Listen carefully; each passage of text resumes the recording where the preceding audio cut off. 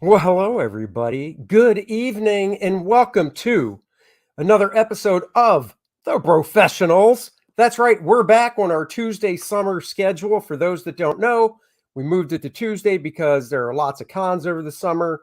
And when there are 3 days, and a lot of us will blow out on a Thursday. So we said summer schedule Tuesday. So there you go. And I am proudly sporting the first ever Hawaiian shirt that I've owned in my adult life. Hawaiian and a little geekdom because, as you can see, right there, Captain America's shield spattered throughout it. So there you go. Boom. I had to catch up to Graham and Billy with their Hawaiian shirts and Mr. Fragaboom as well. Randy says, look at that. Randy's like, he's wearing his barbecue shirt. I should have worn it yesterday then because I did barbecue out some. Oh, nice shirt. Thank you. Let me say hi to some people here before I bring the guys in. We've got Jack Be Lucky, J Bot, Citizen Ronan, Randy, of course, Charlie G- London, Yo. Charlie was on my channel earlier today with Dennis, talking a little Obi-Wan. Past Master Dan, Nicholas Gear, Citizen Ronan, Hyperkaiju, Richie Dupe. So many of you guys. Tarks9, Marcus, Killigrew. Thank you all for being here. Just scrolling. Keep those doggies scrolling. Haha, Art is Marsha. Ow, my nose. Yeah, well, that's why we put him there. Because if his dog ever attacks him again, it makes perfect sense. So without further ado, let's bring on the bros and then we'll talk topic. First and foremost, freshly shorn, as we like to see him, Fragga the Boom is in the house. What's happening? What is up? I need to get some lights in here so I have more than just my these things, they change colors, man. That's the oh no, so you got a remote control. Well, it's an app, right? So let's make them blue. I don't like that one. I like the red. The red is where it was at. There it goes. All right, bringing in a fellow bro with two mighty fists of fearsome fighting action. And he's tough, even with that shirt. What's up, Nolan? What's up, boys? How's it going? We'll get Memorial Day after everybody's here. Now, welcome to the stream. He is not last. Amazing. Art Bear. T-Bear. Hey, what's up? What is happening? I'm the sexy T tonight. You are the sexy T. And then, definitely not least, Aaron Lepresti will hopefully join us later. He had a prior commitment. Hopefully, he'll be back in time to pop in. And then last, but certainly not least, teen beach-going sensation himself, Billy Tucci, and he's rocking the shirt as well. Ooh, so Art's the odd man out. Movies. That's the monster with the side. Look at them. Yeah, them. Dracula's daughter. Which is the last time I wore this. Left out. The last time I wore this, Graham. You guys can hear me now, right? Yep. Yeah. So, yeah. The last time I wore this, Graham, was at the Terrificon party. So kaboom! Yeah, nice. There it is. Look at Good that. times, man. Art turned the camera off. Hopefully, he's going to surprise us. Oh nope. No. I thought. Yeah. That's the worst Hawaiian shirt I've ever seen. The dog was going to attack me, so I had to go blink. Oh, I got it. So, how was everybody's weekend? Was it good? Oh, yeah. Fantastic. Yeah. I heard Billy stood out there in the honor guard for a while. Yeah, well, hi, dude. We heard the behind the scenes, but it's the first 3-day weekend that I actually partook in like barbecuing and hanging out with friends. I've never done that before. You're in a state that loves America now. That's right. Yeah. Not that pseudo commie hippie place that you were trapped in for all those people years. in Texas. That's what they do, man. They celebrate. That's right. Yeah. Look at this. I've seen more flags over the weekend than I have in my entire life. Zaid, you're not drunk, brother. We switched it to Tuesdays because cons happen over the weekend a lot during the summer with 3 days, and we fly out, or people will fly out Thursdays. So our summer schedule is on Tuesdays. That's all true, Andy, but we can't make the assumption that Zaid is not drunk. I mean, that's true. Zaid, he very well could be. That is true. Are we drinking tonight or no? Are you guys drinking or no? No, I got to give my liver a rest. All right, yeah, me. Hey, I'll drink with you, Billy. Hold on. Well, I don't know. started back again. I almost passed out from heat exhaustion yesterday. So, you sure you weren't lit? Trooper. Yeah.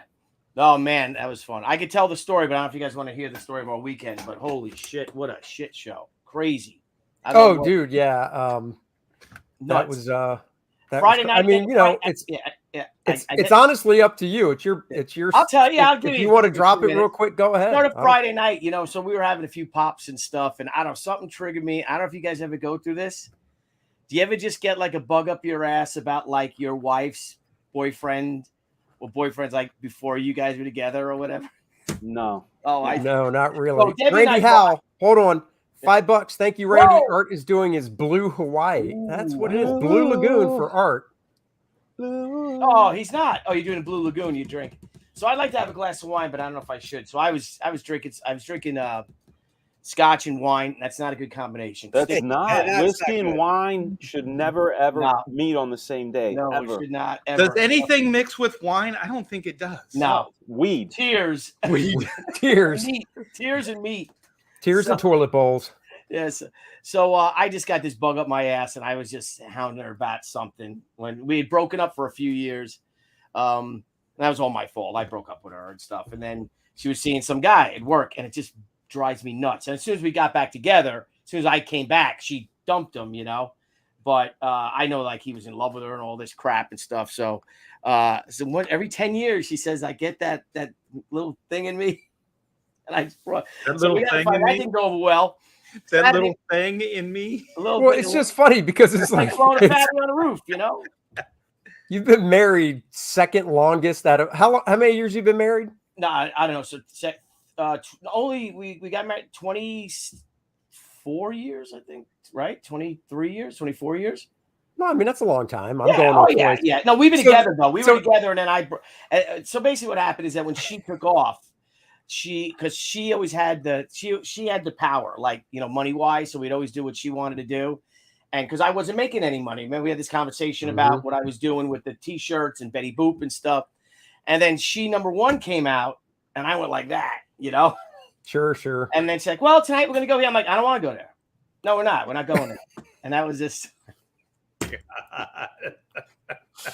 anyway, but I'm like, I want to outsell every DC comic, and I'm going to do it next year. And we would have fights over that, and I ended up doing it. But that's another story. So that was Friday night. Saturday morning, and that's how then reality comes in. Graham, you know this.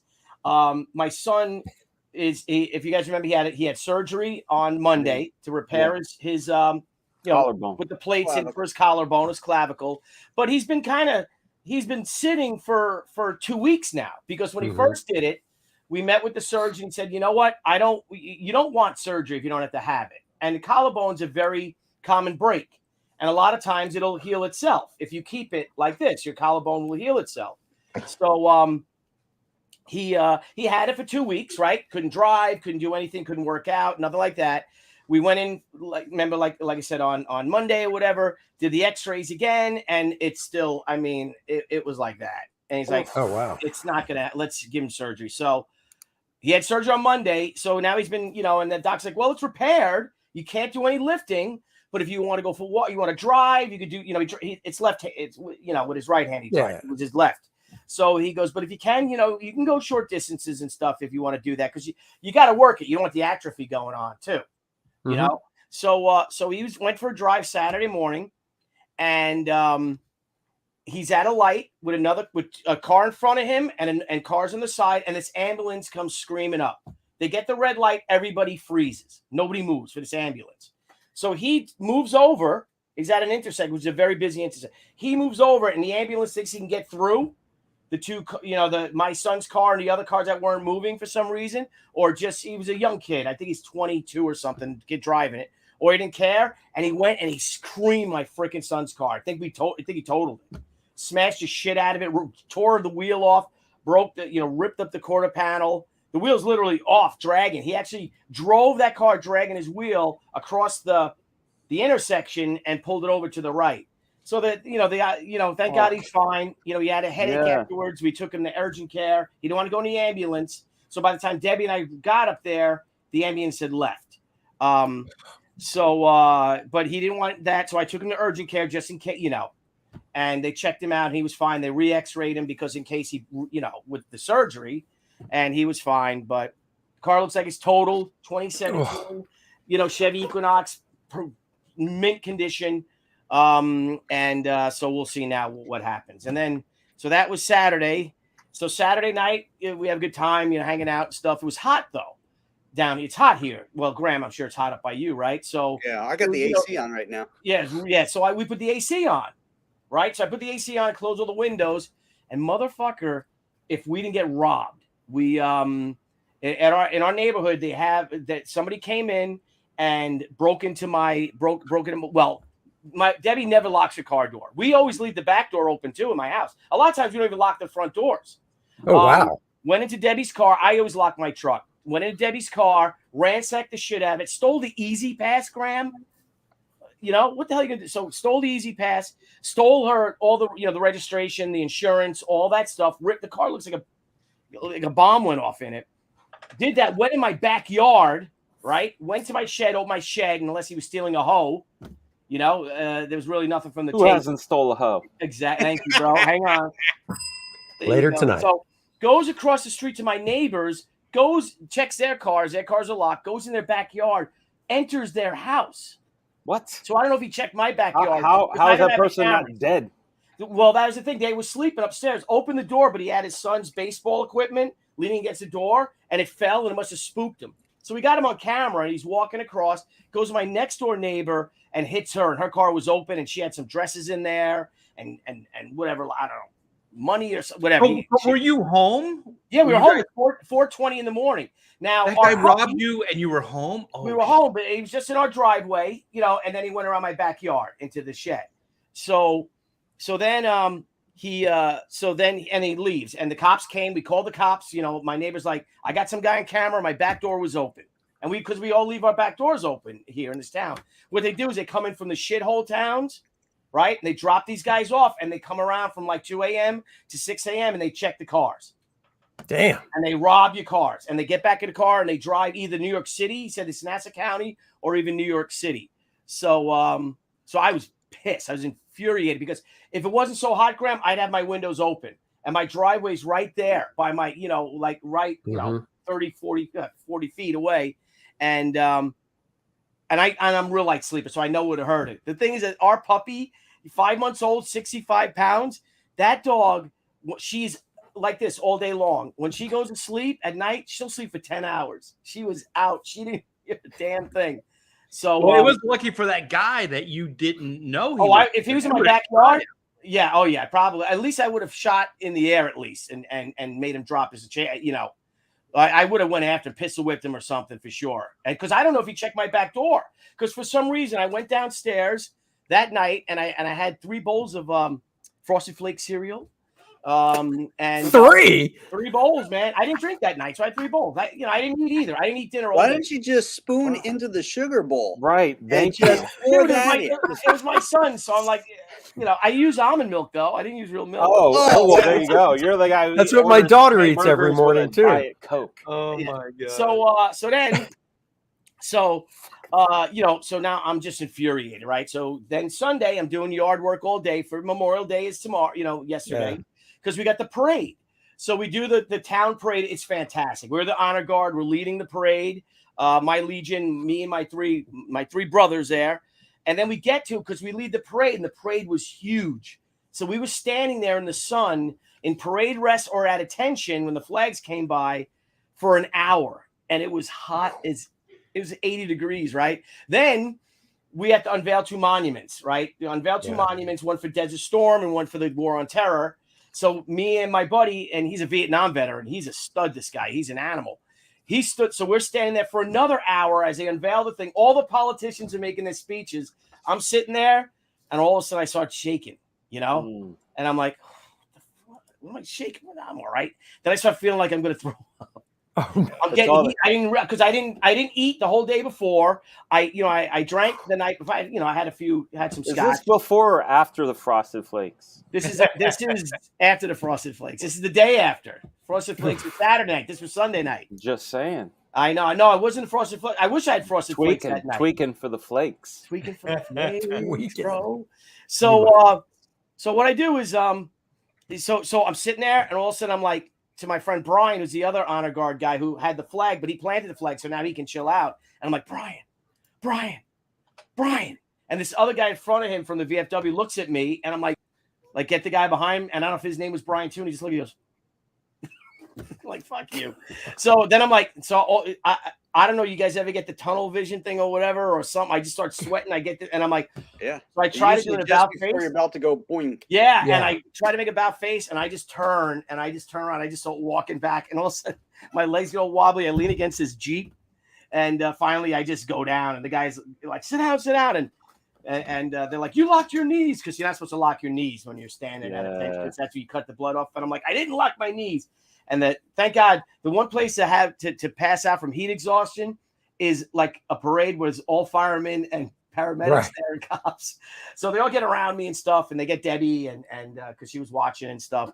And he checks all your pulse and does all this. But I had my beret on, I had this scarf on, I had my uniform, I had my boots, I had gloves. Hey, you had the scarf on? It's did you talk like Phil Lynn the whole time, or Paul Lynn? Paul Lynn, thank you. Oh my God, I'm about to pass out. Holy shit! Oh jeez. Get it off me! Oh, please.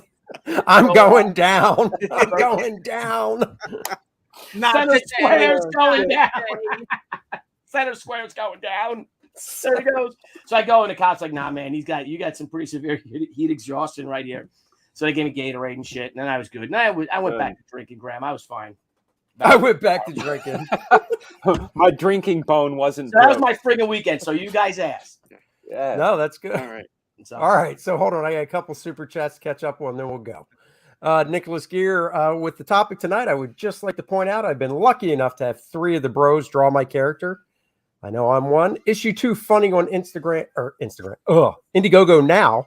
Relentless Tin Soldier 2. Go check it out. I contributed something to his with his character, and thank you for the $10, man. I appreciate it. So go check out his campaign in our very own Charlie's London. God bless the fallen for Memorial Day. Here it is now, June 1st, and in 1917, this was the day my great-grandfather fell in the Great War. God bless them. Yes. Amen, sister. Wow. Definitely. Wow. I just want to say Charlie's is going to be on the Storytellers tomorrow at 7. Oh, and JC Vaughn as well at 7:30. Awesome. Oh, that's cool. Yeah. Little I had JC last week, so that's cool. Yeah. And then Got to pump our friends' projects and stuff and get the word out, and we'll have some fun tomorrow night. So I think he's ending. I think he's ending Thursday. Yeah, I'm ending too. So he's ending. So that's good that you got him on. all right. So my Kickstarter ends in like Friday, I think. Ooh, you gonna close that stream there, homie? Yeah, I don't know. The Kickstarter has just been so. My Indiegogo is my crew. Zayd says I need mods. I have a couple mods. They're just not here. Make Zayd a mod. You need a couple more now. You're a mod, baby. I'll work on it. So tonight's topic is the pinup. And basically we'll go around. We'll talk about some of our favorite pinup artists. Now, I don't know how I worded it when our little private room about it, but because one of the guys that was here early said, "Oh, I hope somebody says Dave Stevens." Oh, shit. Which is good, but I was actually thinking classic pinup. Oh, okay. But it doesn't matter. Stevens was going to be my pick. No, but that's fine. No, that's fine. Oh, shit. I didn't clarify, so it's actually fine if you want to do that. But because I had this book, I got another one. And I just figure everybody's going to pick the same. Yeah, I went obscure. I don't know. I don't know. I tried not to by going through this. All right. So we don't all have that book, Andy. So I have that book, Andy. I'm an idiot though, and this is why. I've got 2 of these. So this is the smaller one, and then I realized there's the exact same book, but it's coffee table size, so it's like this much higher and wider. And I'm like, oh, that's stupid. So anyhow, we can start off with Frag-a-Boom. I'm going for the one that everybody knows. Am I? Is it ready to share? Yeah, it's ready to share. Everybody knows this one. Gil Elfgrin. Yep. Mm-hmm. He would be my number one. Specifically did not choose Gil. Yeah, Dave Stevens was actually my first pick because I love the way he does it, but I didn't realize we were going for old school. Doesn't matter. You know, a lot of my favorites, I don't even know their names. I really like the nose bomber art. You know, the girls you see on the side of bombers. But I don't know who half those guys are. But Gil Elfgrin, my favorite thing about him outside of the choice of shapes he uses is he does the best faces. I love his faces. Yeah. There's just something super cute about him. Like, take a look. Mm-hmm. You know? Oh yeah, dude. Are you kidding me? And I mean, you can't hate on the translucency that he gets away with. Thank you, Gil. You know, a lot of similar faces. I think he might use the same model on a lot of them. But dude, he knows what he's doing. I mean, this girl, she's fully clothed, but it's doing its job, you know? Oh yeah. I mean, that one just cracks me up. Yes, it does. He's not messing around, this guy. Yeah, I mean, look at how he just does it. You know. Hey guys, I have to restart my my Chrome, so I'm going to pop out for a second and pop back in because it's not allowing me to share my screen. So all right, I'll keep my eye out for you. Just keep going. I'll be right back. All right. Yeah, man. Yeah, you know, I like his. I like his painting technique as well. Yeah. Because he's one that you get up on it and it looks like you can almost feel the brushstrokes that he put down. Yeah. I like how playful it is. Like, you know, the way it's hugging the forms and everything here, and how I mean, it just, again, it's tasteful, but it's right on the edge. Oh yeah. And it's great, you know. And again, like I said, his faces, man. Every one of these faces is a grand slam. Dude, it's like every one of his paintings, you would take her home to meet your mother. Oh yeah, for sure. You marry her. You totally marry these girls. For sure. I mean, look and that one that you just had with the grill, shows she knows how to get a man, because she's like, this all looks good. Now, if I had a little bit of that smell underneath from the grill, he's going to be all over me. That's the perfume right there. See, look at this. Smell like my grill. The other thing that he does, and it's I don't want to smell your grill, Andy. It's something that Joe Chido does. Yeah, is there's a tiny bit of exaggeration. We saw it on the last one with this girl. Obviously, we got the lovely AAT happening to Tao. But these eyes are bigger, slightly bigger than they would be in real life. The nose is, you know, a little more perfected. Even this dog is straight out of a Disney movie. You know, the expression. So there's a degree of cartooniness to his stuff, but at the end of the day, it doesn't push it too far. He does things tastefully. Again, he also does things where it's like right on the edge, and you go, yeah, thank you. This is a cool idea. She's knitting her own sweater. Oh, look at that. That's the very first underboob too, maybe. Yeah. So yeah, he gets my my vote. There's so many things, and so many people that came. Excuse me. Oh God, bless you. Whoa! There's so many artists that and pinup styles that came after Gil Elfgrin that it's always good to know sort of some of the source material. But and you mentioned Joe Chiodo, and I love Joe's paintings. Yeah. I have one of the. I'm sure does Joe have more than one like art book out? I know I have one of the early ones from like 20, 25 years ago. Yeah. His paintings, but it's the same thing. Just the way the paint is applied when you look at the high res images and stuff, or in the book, it's really gorgeous looking stuff. You know, Andy, can you put me back in the rotation where I was, because what I'm going to talk about dovetails right into what. Yeah, no worries. Talk about. Sorry, Graham. This person is talking about it's saying that Petty came before Elgren. What's their first name? This Petty person. George Petty. Okay, I don't know them at all. So oh yeah, look up George Petty, dude. All right. He made his girls' heads too big, though. Yes, dude. Right? I was going to say that, and the funny thing is, so back in the 90s when Chris Pacello was on X-Men, he did this cover with Rogue, and it was really nice. And then I got this pinup book, not the one I just showed, another one, and I'm flipping through it. Well, it's a book about Petty's work, just his work. And Chris just lifted the pose and everything, but he took the phone out of her hand because George had her with the phone in her hand. But it's so funny you were saying that, because I was looking through George's work in this hardcover book, and I'm like, man, I like his work, but they all look like they're like right at 5 feet or 4'10". Yeah, with the size of their heads. big old head on that. It's like Robert McGinnis. He's a great painter, great designer, great covers and everything. But he drew the biggest damn feet on women. They could walk on water. These girls, walk on water. Well, his women were also, if I remember those right, feet. weren't they really like elongated kind of looking too? Yeah, the legs. Just the opposite, kind of thin and stuff. So I don't know. Yeah. But here, I'll pop you up now, Graham. Okay. Well, There you go. obviously, Gil Elfgrin was who I was going to pick too. But one of the things I thought was really interesting, and let me share this here. This is his reference photos. Oh, and I think a lot of people think that you're cheating when you're using reference or that you're just copying something. But you can tell from these photographs how much the artist brings to it.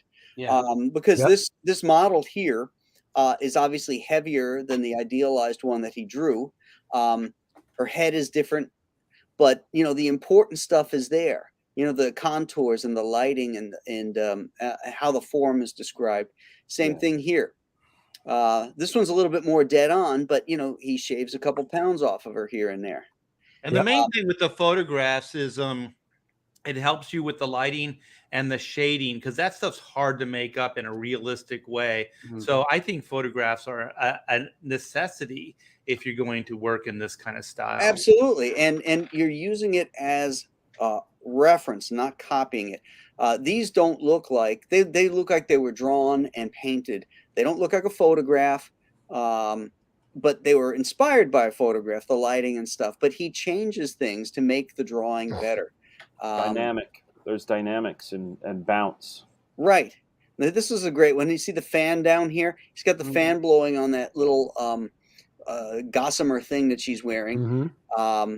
He changed that too. Some of the body language is a little bit different. You can see this shoulder is up higher. This one is down lower. And it looks sexier than this one, just that moment that the camera was caught capturing her. Well, his painting is kind of like she's leaning forward, presenting. Yes. Yes. Like, hey. Yes. A little bit more than the model. Yeah. So, I'm sure she liked that fan too there. It's neat to see the decisions that the artist makes when utilizing a photograph to the final product that he comes up with and makes it uniquely his. Right. So I thought that was kind of neat. I knew everybody was going to pick this guy, so I figured I might just try to get a different angle on it. Oh, no, that's cool. No, well, it's funny. I like that it's supplemental. Sorry, Andy. No, I was just going to say, I'm going to share something real quick that goes in line with what you were saying about reference. I don't know if you guys have seen the famous artist cartoon course. Yes. But I've got PDFs of the whole thing. And in the section on Pretty Girls, it literally goes right in with what you're saying, where they show the model and then they basically say you can see the silhouette black here, the model, but you see how the artist changed it. Yes. To get to something that is still realistic, but prettier, Mm-hmm. I guess I don't know. I'm kind of digging the model though. Dude, I like them. Yeah. I got to be honest. I like the model too. Yeah. The girl on the right looks frightened, like she's being forced to do this pose against her will. Look at her face. Her face, yeah.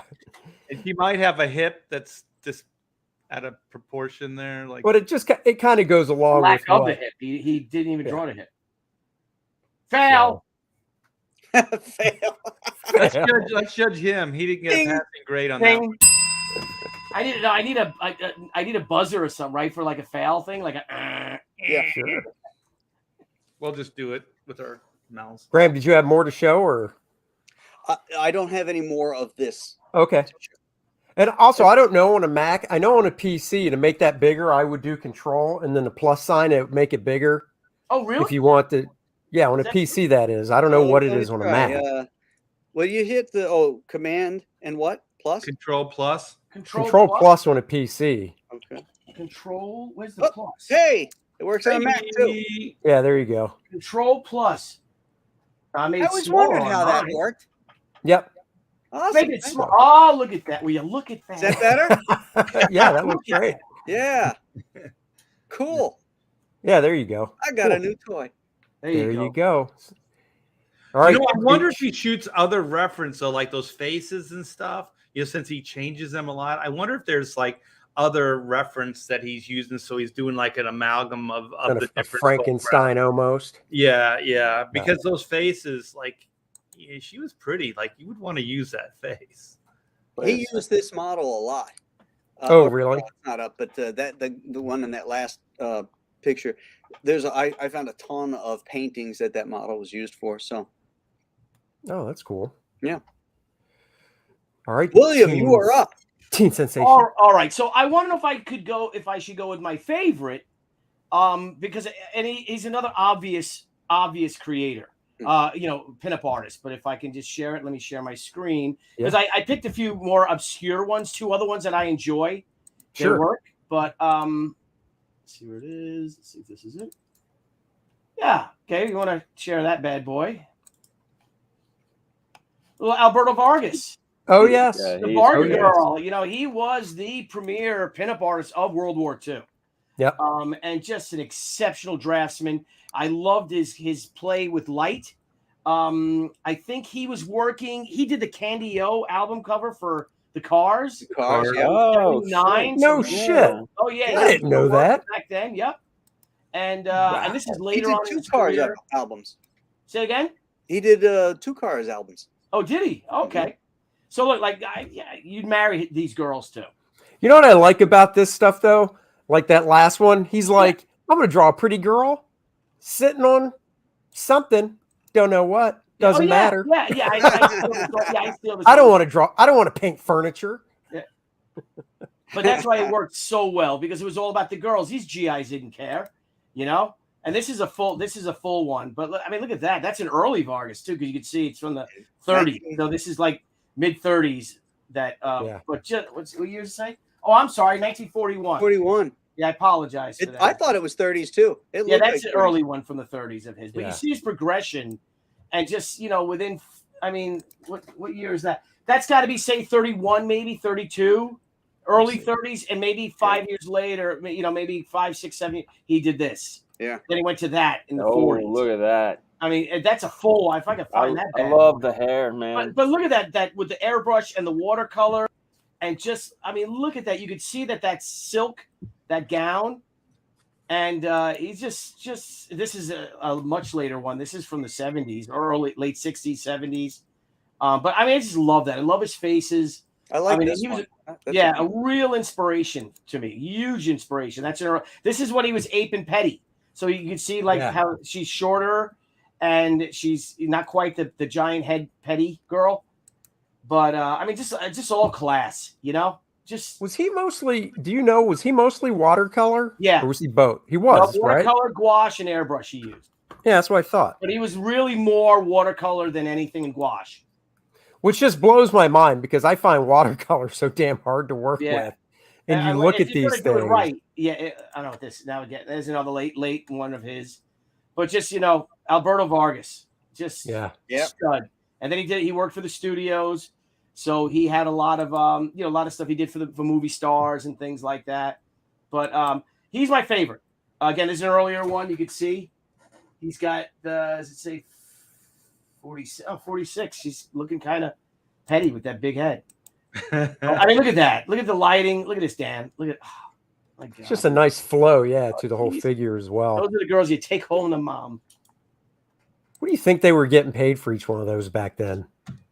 I don't know. I mean, I don't know. I mean, I think he did really well. You look at a guy that was a rock star like Charles Dana Gibson in 1903 when he was doing the Gibson Girl for Collier's magazine. He got paid $1,000 in illustration, and he did 100 of them. 1,000. So we made 100 grand in 1903. In 1903, 100 grand. The median, the average salary the year I was born was $7,000. Yeah. So just think about that in 1903. Holy crap! Mark, could you imagine back in 1903 that you made anywhere near that? No. I mean, how much did you make in 1903? You think? Not that. That's for sure. I was still an upcomer. I was still paying my dues back then. That's right. He was selling papers. Get your paper here. Get your paper here. Yeah, yes. Watch tray. Oh my God, that is awesome. Queued up. What Bill, you got? I said I'm gonna get my next one queued up. I'm talking out loud. Sorry. Oh no, what you got, Artie Bear? Art Sexy T. Well, Billy grabbed mine. Oh, he grabbed mine right by the Art. The fun muffins. The fun muffin. Well, I have Blanche got one of mine down. So I nice. do believe. Yeah, go ahead and show his big feet. Giant-footed monster woman. The Muta. But this was kind of a contemporary version of Vargas, and it's Olivia. Is it Olivia or Dinas? Is that she goes just by Olivia. Olivia, yeah. And I have some of her stuff here. Let me see if I can do this right. We have a couple of her cliches or whatever you call those things. Yeah, I can never see those either. Yeah. The French are weird, but they're words. Oh, there you go. So brother. I think she's using like similar techniques, although I believe that she's kind of transcended a lot of that. I think this stuff's a little bit more dynamic, a little bit more bolder. But this is this is Frankenbetty. That's badass, awesome. Is what that is. I thought maybe Graham would like Frankenbetty here. This is crazy. So Charlie's just said that Chaplin was paid $1 million in 1919, which equates to about 40 to 60 now. But 1 million then went a lot farther than 40 to 60 million does today. Right. So I think technically it's probably like 200 million or something because of how expensive gas is and groceries if you could find them and baby formula. Oh, I'm sorry. I'm kidding. Oh, that's today. Yeah. Right. Exactly. Hey, Billy, better. Hey, Billy, is her head a little big? No, she's spot on. Olivia's great. Now, is Olivia still working or is she retired? Yeah. You know what? She puts up tutorials on like Facebook and Instagram. So amazing, man. The way she really? Yeah. I was going to say, I got to search those out. Really? Her on Facebook. She's on Facebook. I didn't know she was on Facebook. Everybody go friend Olivia. Oh, yeah, that face looks like a cross between Betty Page and Linda Carter. Or Julie Strain, I was thinking. Well, that's why he calls it Betty, Frank and Betty, because this is Betty Page. Yeah. That's hot. And then there's the more rendered stuff. Holy crap! No, that's definitely Julie Strain, right? Yeah. Yeah. She's got some smoking tatas. By that you mean tattoos? Yeah. No, look at her bosoms. They're smoking. Bosom pals. She just fired at somebody. They're literally smoking, Graham. You're right. Graham just looking at her tattoos like, that's good ink. Oh, wait a minute. Plus, bonus.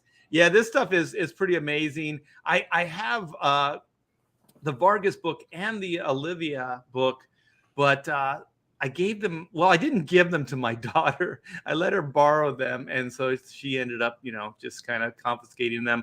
And now she owns them. So, yeah, I think the stuff is great. And is there another? I think there's another Franken. Yeah, there's another Frankenbetty. Oh, wow. No, hang on. And see what I like about this, I love the what do you like artsy about stuff. that? I like her butt. I like the artsy stuff of the negative space with the clothing, the tatters and stuff. Just like no need for rendering, just let them be.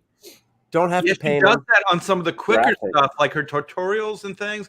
Like she'll just leave things in a simplistic kind of outline, almost like a comic book or cartoon. Got And a nice graphic appeal. yeah, she's just fantastic. I wish I could have grabbed more stuff, but yeah, you guys check her out. She's all over social media, and I do believe on Instagram and on Facebook, she'll it's like time lapse, and you'll just see her. Yeah. Like she's got these big fat brushes or like markers. Like she'll even throw like basic tones down with markers, and then she'll just kind of paint over that. So it's all mixed media. I think that Vargas was as well. I don't think it was just straight watercolor. I think he was using like Prismacolor, and he was using other things as well. So because I don't think you can do stuff like that In the 30s? Well, they had colored pencils, didn't they? Did they not? Yeah.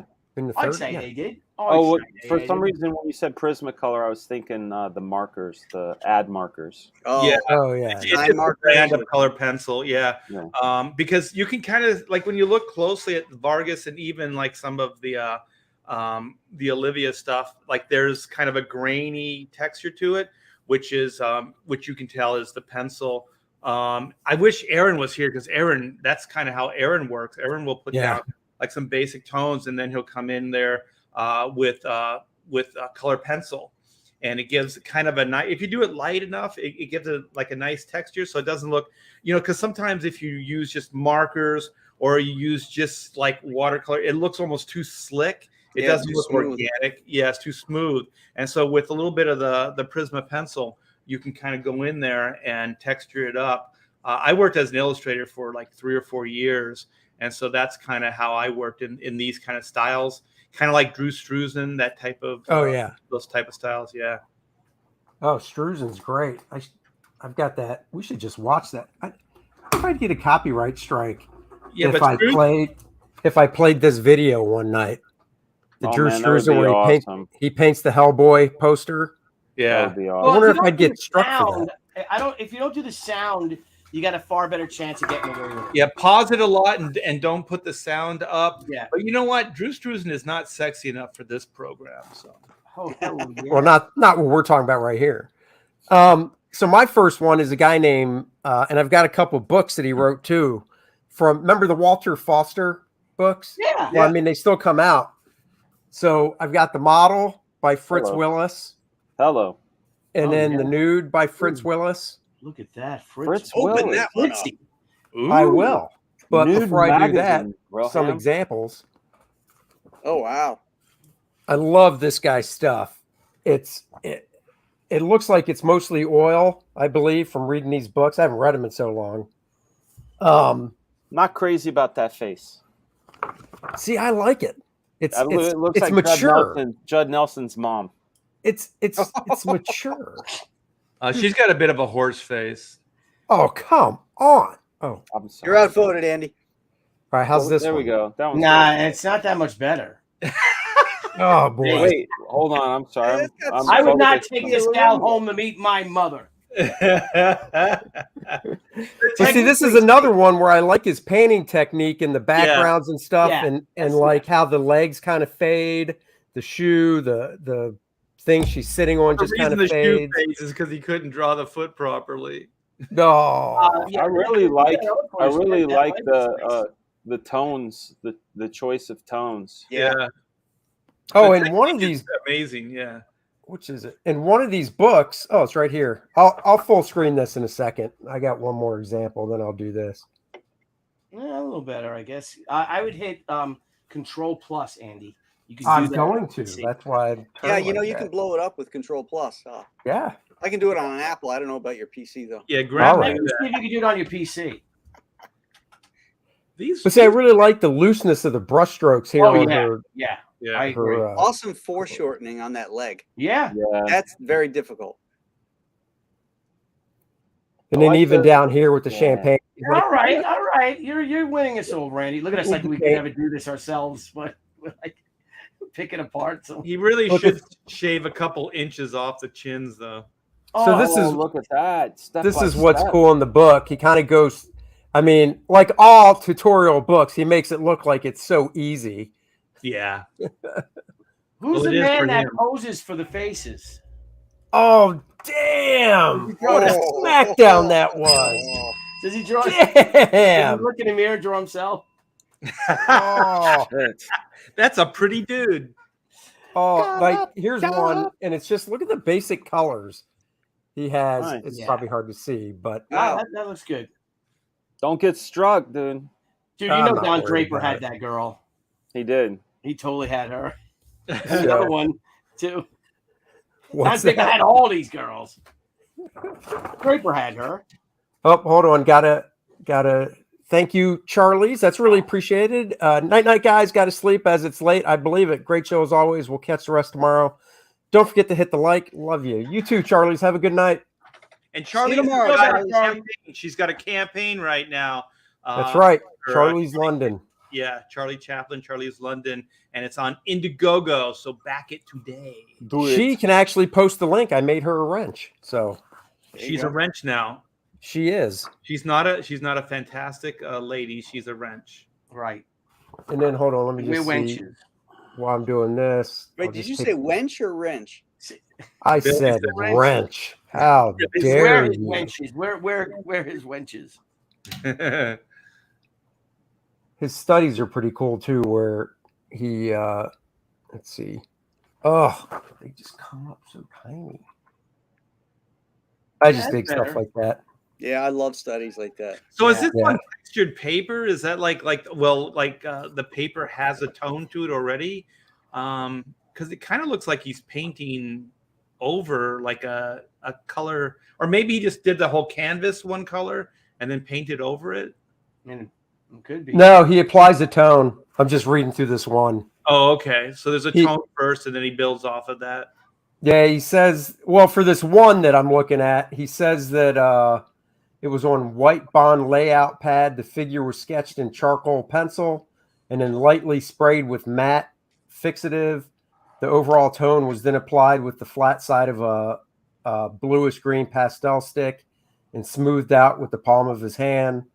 And this is for this one. Then he used some colored pastels and things like that. So he used oils, pastels, and different things. So Wow. Such great. that depth. was one last full screen, then we'll move on. That was for this one I was reading from. So Oh. I like that butt. Don't you, Fraga? What do you think of that one? I'm Portuguese. What do you think? what do you think? He likes big butts and he cannot lie. No, I cannot. But I love how back when these came out, they were $1. And that was That is a- expensive. I Yeah, know. well spent. That's a well spent buckaroo. Remember when those Marvel treasuries came out and they were $1.50? Or, Yeah. they were giant, 11 by 17s. And it's like, wow, $1.50. That's 4 Marvel comics, man. That's right. I could buy for that. There's no year, so I don't know what year it Do came you out. guys remember it was Whammo, and they had a giant comic book? Do you remember that? I think it's still like the world's largest comic book, and you could buy these things. And All as right, a now I kid- got to Google it while we're moving as on. a What was kid, it called? I think it was a Whammo. The people that had the Super frisbees? Bowl and the all those like frisbees and all that stuff. Yeah. Yeah. And they had I don't know if it was Jack Davis. It might have been like one of the Mad Magazine guys that did the artwork, but it was huge. Like as a kid, you could just kind of lay. You know how you'd lay down and read your comic books. You could kind of lay down and just kind of read it. This is there one. it is. Whammo Giant Comics. I want to see There what it it looks is. like inside. Yeah. Oh, look it's at 21 inches high, 14 across. I want to see the insides, man. Can't imagine why they couldn't sell a ton of those. Like, where the hell did they put 'em? These don't fit in my long box. There you go, Dan. Oh, there it is. Oh, that's Wally That's Wood. a Look at lot that. of- that's a lot of panels, man. Yeah. That's basically like Sunday Funny, Yeah. you know? Yeah, I wonder if they were like reprinted. I Stuff. think Not they me, were. past Master Dan. That's not the barking dog's not at my house. No, it's me. I'm sorry. It's our puppy. Oh, where was he Cat. the other night? That's That's what I right. said. She When the sleeps like scumbag is breaking into your house, dude. like That's a the first thing dog. my wife said. Debbie's like, if that was Una, even when she was 5 months old, she would have went nuts. When she sleeps, she's out. This dog.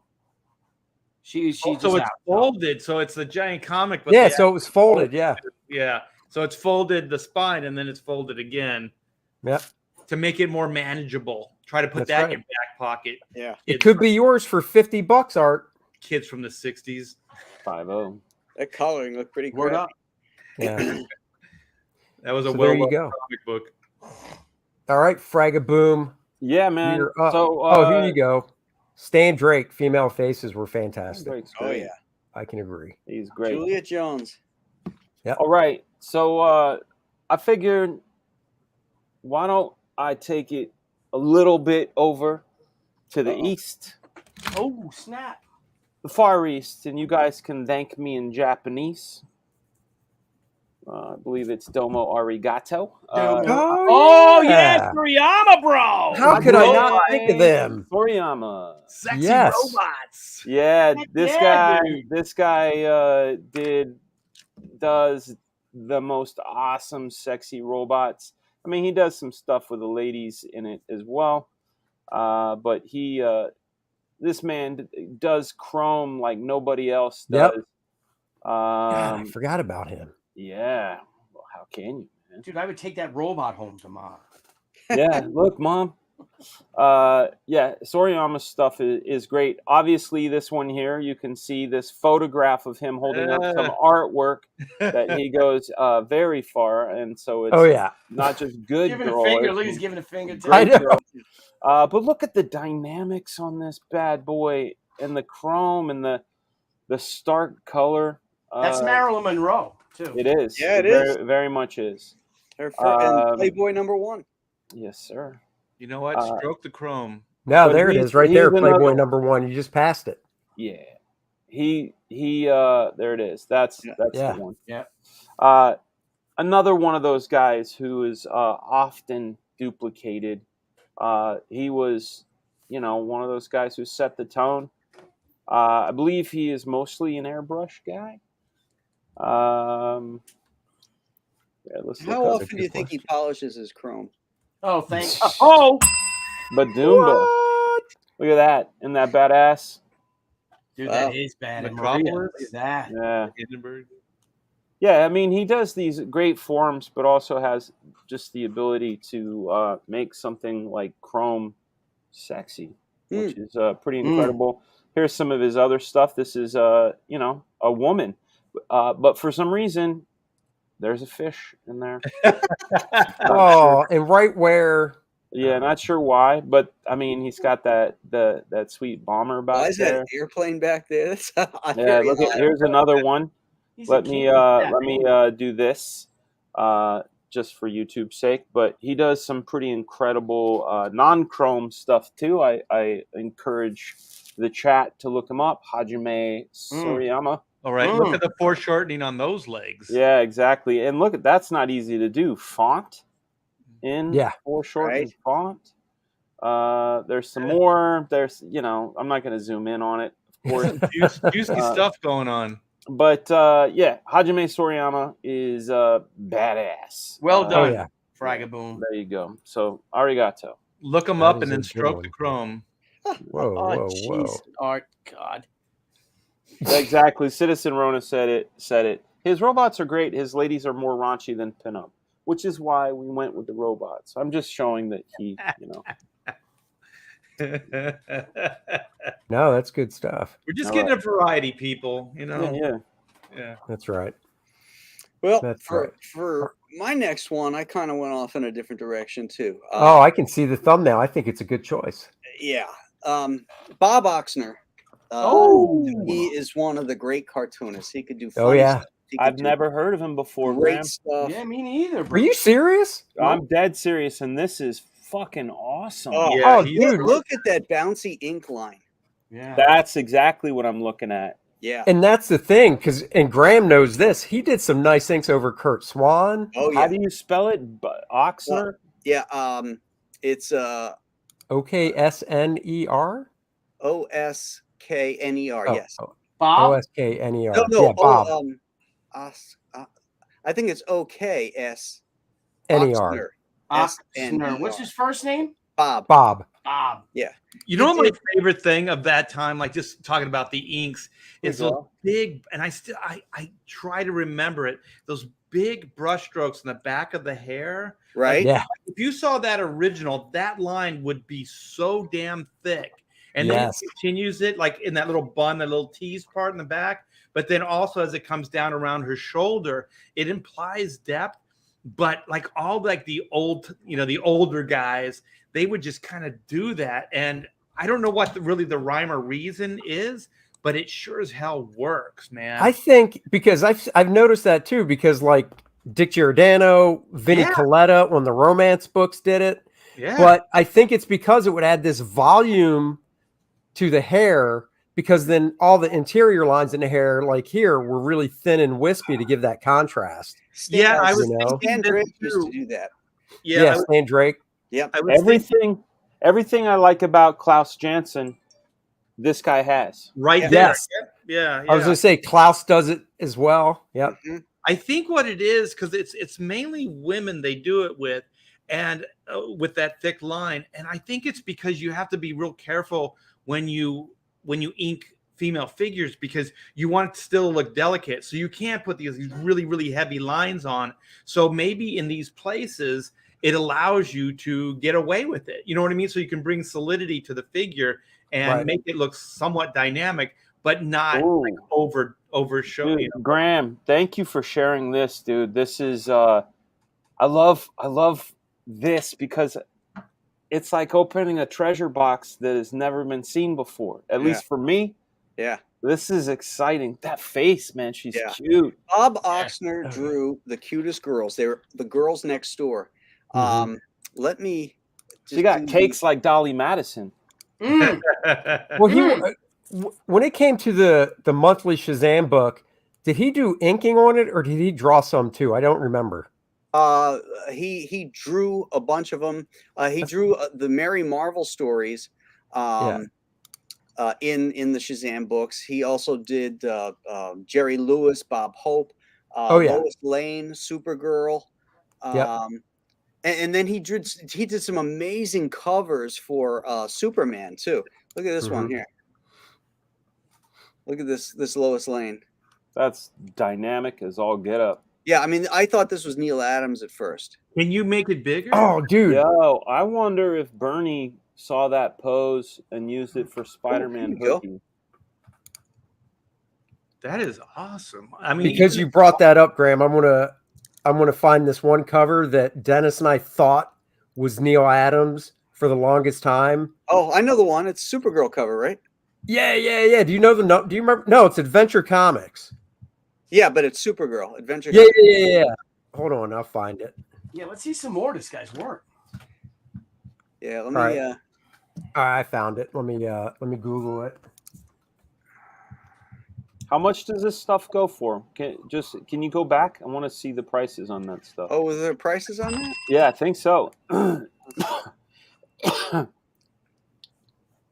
Estimate. Oh, you gotta sign in. Damn it. Yeah. Ask Art. They've never been. He had a comic strip called Susie, also, where he had this really cute girl. Here's an original here. Look at that.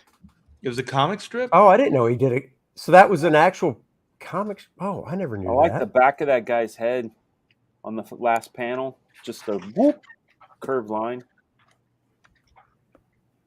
While you're doing that, Graham, I'm going to show this real quick. Susie, this cover.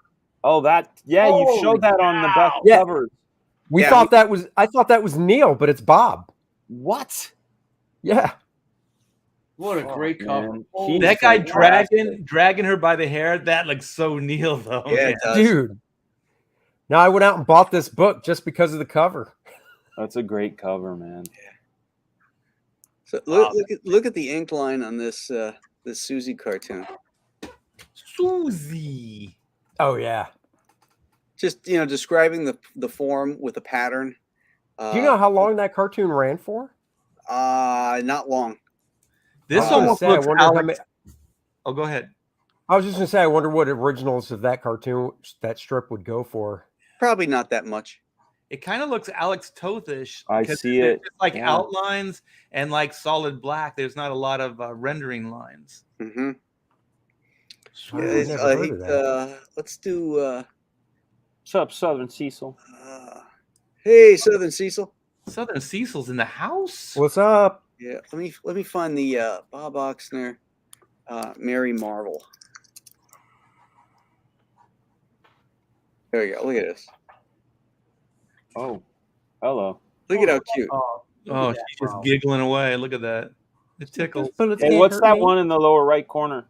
The She's one like, where she's bending down. yeah, she looks like she's. That's not her. That's not him. That's some bullshit. Oh, okay. Look at Yeah, that. that's right. This is one I was thinking of. But he Look did at, he look ink at this that one? gorgeous figure work there. The volume that he creates with the value placement is incredible. Yeah, Mhm. and look at her hair, and then that look on her face. I'm a new fan. I just love. There's- Bob there's- Oxner's work. There's one thing when you're inking, you want balance and you want that kind of like feel, and he's got it perfectly. You know what I mean? Like everything looks like incredibly balanced and dynamic. Right. Let's see here. That's Mary Marvel, and then also That's dynamic. Angel and the Ape. Angel in the Ape, baby. Chris Green, thank you for the $1.99. What is up? Thank you for watching and joining and all that fun stuff. And Chris looks like a rocker. Thanks, Chris. I know, I saw that. Oh, these. whoa, yes. Look at that.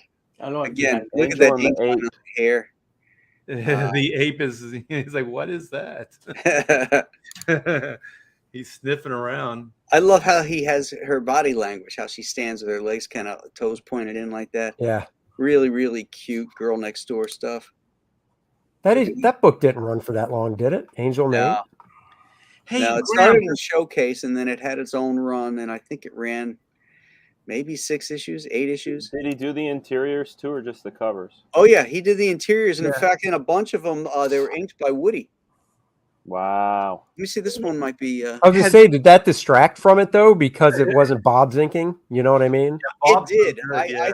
I thought it didn't marry as well as you would think it would. Hey, Yeah, that's what I did was gonna DC put that out? Has there been any compilations of this stuff? Not that I'm aware of. Oh, I would buy it for I sure. bet you I if they know. made a movie called Angel and the Ape, there'd be compilations. No, you know it. Oh, look at that figure up there. Yep. This might be Henry Scarpelli, who inked this. Still great. Yeah. I could see John, what's his name? Bogdanov. I see a little bit Oh of him. yeah. I Yeah. see a little bit of Brett Blevins. No, Yeah. yeah. I'm you know. sure they were all influenced by Bob's work. I So love good. the cartoon. He can go cartoony, and then but look at the wrinkles on these suits. Yeah. Yeah. These are fantastic. Just the shoes too, like the How shape is of the it that I've shoes and gone stuff, the feet. 49 years with never hearing about this guy till today. Well, I didn't know he did other things other than Angel and the Ape. I didn't know he did like Superman adventure, and comics and all those other things. So this is really cool. Oh yeah. He did some Superman covers. That That were car. amazing. Like this one here. Look at that. I mean, look at that face Power. on Superman Wow. and his body. I mean, he looks so buff and strong and powerful. Oh, this guy's really good. Yeah. What years were these? This is 70s. Yeah. I This see, is Jeff- 70s. See, that Superman, if you told me Mike Zeck drew that, I would have believed you. It's got Yeah. all the Mike Zeck underdrawing to it. What number is that one? This one is 296. Can you scroll back up on it? Oh, I've seen that cover before. is this the one Yep. you're talking about? No, the one where he's leaning him up against the wall, 297. Oh yeah. That's not Bob's work though. This is Bob here. Is it? Yeah. Man, there's a little Kurt Swan going on there in that Superman figure. Oh yeah, Dude, that Superman he figure is inked. cut. Kurt drew that issue, and Bob inked it. Okay. Yeah. So, this is another good one here too. Look at this. Look at that. I face. have that one. Oh my gosh, I remember that with the mask. Yeah. This dude is dope. Yeah. There's one where it's an Action Comics one where he's eating hamburgers. It's awesome. I have that too. Like a Speedy. There it is. Right? It's like all the motion lines. There it is. Yeah, yeah. Oh yeah. I didn't know that was that guy. Yeah. Wow. I mean, I just love the face of his women and the face of his men too. They're very heroic and strong, but they don't look. I don't know how to describe it, but it's like that's what I strive to go for when I'm drawing a heroic face is that kind of look, you know. But he can cartoon the face too, and still not lose, the heroic nature of it, because this is all cartooning right here, but it looks looks very realistic. And he's got some Roy Crane going on back here with the girls with the dot eyes. That's Art Adams. How dare you? Good stuff, huh? Excellent. I have all those Great books. I'm gonna share, have to break them out, man. Check them out. Yeah, not exactly a true pin-up artist per se, but he did, for my money, the cutest. It works. Look at how horrible that layout. Like half that covers in the Action Comics logo. Like I know. Like this is just horrible. That's how big the logo was back then. Yeah. Detective. They couldn't overlap anything, right? The Superman couldn't overlap with Action. Right. Like everything is so like stagnated and weird. There's all this dead space here, Yeah. and here. That cover art deserved more. Yeah. I'd love to see the original drawing of that, I bet you there's more to that artwork. Makes me want to eat a hamburger. You know what? Hold on. I Yeah. have a Kurt Swan Bob Oxner hanging on my wall. Do you really? Yeah. I got to ink Kurt Swan once. Really? Once. Yeah. I remember that pinup. And then he broke your hand, and that's fucked. And that was not cool. No. You want to put me on full screen? Yes, I do. Do it. Sweet. Oh, look look at that at page. figure. Look at that. What issue's that and stuff? It is Action Comics 440. Look at that shot there of Superman smashing that tank. Yeah. Perfect. Yeah, no Great page, cute dude. girl on it, but it's a great Kurt Swan. Crush. Unfortunately, back here, Oxner inked this stuff. Looks like the felt marker because it's fading away. Yeah, whatever it takes to get it done. Yeah, it's going all Gil Kane on me. Oh no. Oops. Terry Austin did These that are not too. good for longevity. What happened? Oh, there we go. Graham has to come back. I got a super chat from Chris Green. Thank you for $1.99. He says, Graham, again, thanks for your last copy of AA at MegaCon. Thank you, Like to hear Chris. that last copy. I had one copy left of Alien Alamo, and Nice. Chris bought it. Yeah, Oh, I cool. sold out. I bought like 10 copies of Alien Alamo and 10 copies of the Chinook, and I sold out of them. That's awesome. Yeah, that was great. I had my last copy of the She Omnibus, and Andy's like, I'll give you $20 for it. I'm like, oh, Oh, that is not the story at all. Man. It's 120. I'm like, can you take this? I don't want to take it home. He's like, give me fucking $20 for this piece of crap. What a dick. It's okay. You'll be here in a Oh, couple yeah, I'll buy weeks. you a beer. I'll buy you a beer in when we're in Yeah. You'll be here in a couple weeks. Yeah, in the show in November in October. That's the problem with that book. What are you talking about? You're going to be here in a couple Heavier weeks than for that. Heroes Con. I know. Oh, look Hey, at look at that. that. Here's the original of that cover. Oh, nice. And Is that just what I was McDonald's? talking about, that McDonald's back there and this grass and this shadow of this bench, it's all done in that felt marker and it's fading away. Ah. To make it bigger? Yeah, go to the website. I can hit Command Plus, right? Well, go to the website. See if the site has something to. Oh, okay. I'm just curious to see. I love looking at There it is. Oh, there it There is. it is. Yeah. Oh, click the full size. Wonder what that. More burgers, Chomp. Keep them coming. Or I'll We're all starve to starved. death. Oh, there you go. Yeah, look at that. That is hot. Oh my gosh. Look at that face. And just look at the Look girls at in the the background. girls. They're all unique and pretty. Yeah, Yep. look at the 1 second, the one all the way to the right. Look how cute she is with that big stack hammer. This one? Yeah, the one on the right. I'm sorry, this on the one. left. I apologize. The one all the way on the left, the extreme left. I just think that's so This cute. one? No, there No, you all the go. way to the Her. left. The Yeah, brunette. that is the left. Yeah, that one. I can't see a cursor now. I see Oh, okay.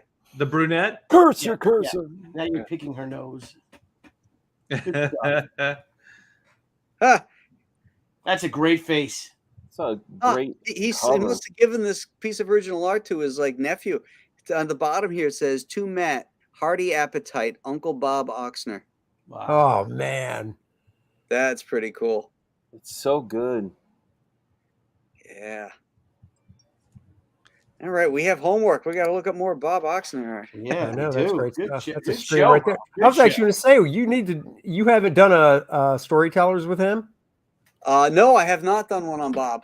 Is he alive still? You're welcome. I'm too busy pimping other people. Too That's busy right. pimping the other. Hey, Oh, he we're doing died the in same thing. 2007. Oops. Oh, You were here. Oh, R.I.P. R.I.P. Is this the right order? Yeah, it is. Okay, Art, you're up. I'm up. Well, I'm going cartoon as well. And Beauty. the man, his name is Dean Yeagle. Oh, yeah. He's pretty fantastic. yeah. Let me see. Forgot about him. Yep. This stuff is great. So I wasn't able to download a lot because a lot of it's protected, especially the higher end stuff like this. But this is his newer stuff, and he was a Playboy artist in the day. So he had the character Mandy, and she's just like a little cute girl next door, little risque, but not, not robot porn like Dan would show. What do you want, man? What the fuck? What's wrong with robot porn? Oh, wait. Yeah. And so, Hey, come on, yeah, C-3PO's got to get something. yeah. And then, we have this girl auditioning for for the pole dance. Yeah, I'm not sure if he was a Disney guy. I know that he did work in animation. He did do a lot of commercials. So, like, a lot of breakfast cereal commercials in the day, things like that. He would do design work for. And I don't think he was an actual animator. Like, he didn't, do the drawings. But he did a lot of the designs for the characters and stuff like that, and storyboards. So he's just a great guy too. Like when you see him at conventions and stuff like that. I'm not sure if I have anything else. Like I said, a lot of this stuff was. Oh, there's my my Vargas. I had Vargas too. I'm sorry. No, it's okay. But yeah, this stuff is fantastic. And usually with the Mandy comic strips, there's usually a little Scotty dog that's in there. And I don't know if it gave the idea to what was the tanning lotion or whatever in the day where it would be Copper tone, where it'd be pulling the little towel off the little girl or whatever. So it kind of has that feel to me. So yeah, just fantastic stuff. And I've met him a couple times. He's a great guy too. Older guy, but man, he hasn't lost it at all. Like he still does con drawings. He's still banging stuff out. Just fantastic. And he puts out these art books of his doodles and stuff like that. I think they're just called Mandy. And they're all numbered, and they're kind of magazine size, so they're really cool.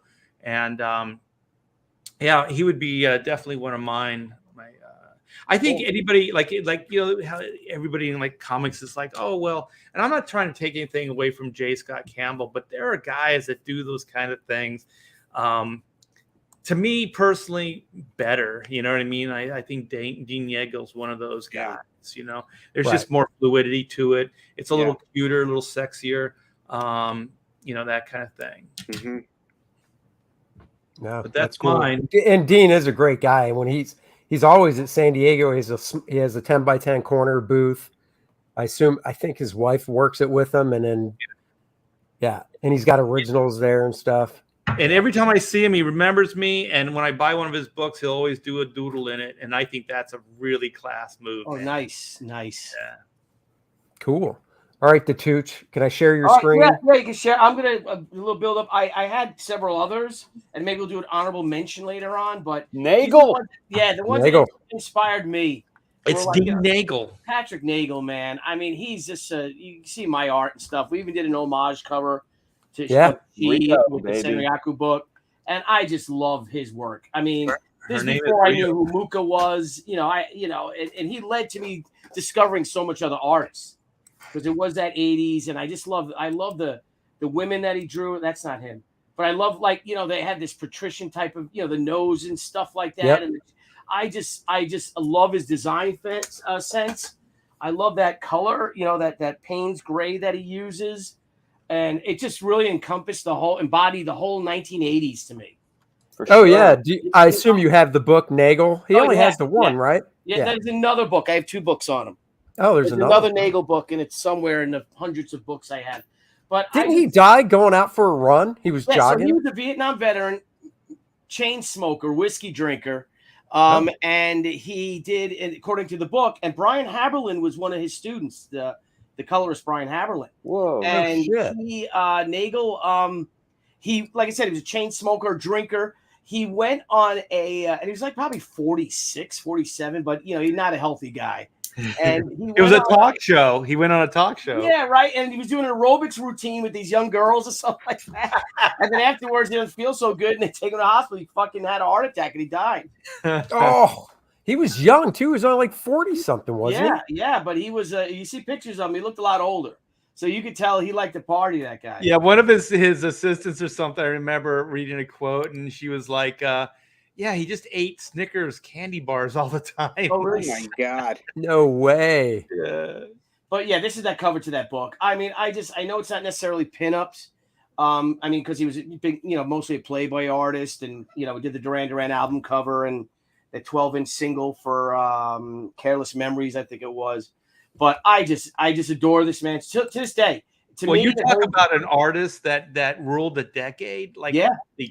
man. Right, how think original 80s? it was, because like I was saying, I had these other artists, and they're in the vein of Vargas and Elgren, there's artists I like, but you guys inspired me to go for something different of what I truly like. But like you said, he really, I mean, look at this look. I mean, he just, when that came out, and he started to change over in 78, 79, and then when he hit like 1981 was when he really went, Mr. Lepresti in the house. Ladies and gentlemen, Better late than never. Here I am. Hey, Aaron. And you've gotten compliments about how well you draw the ladies. Yeah. Well, thank you very much. I unfortunately was not here to kind of revel in them, but I'll take your word for it. And but yeah, many thanks to those who would say such nice things. But again, I just love these women. He just so inspired me. He truly did. The design sense, everything. I loved how simple it is and just how stunning.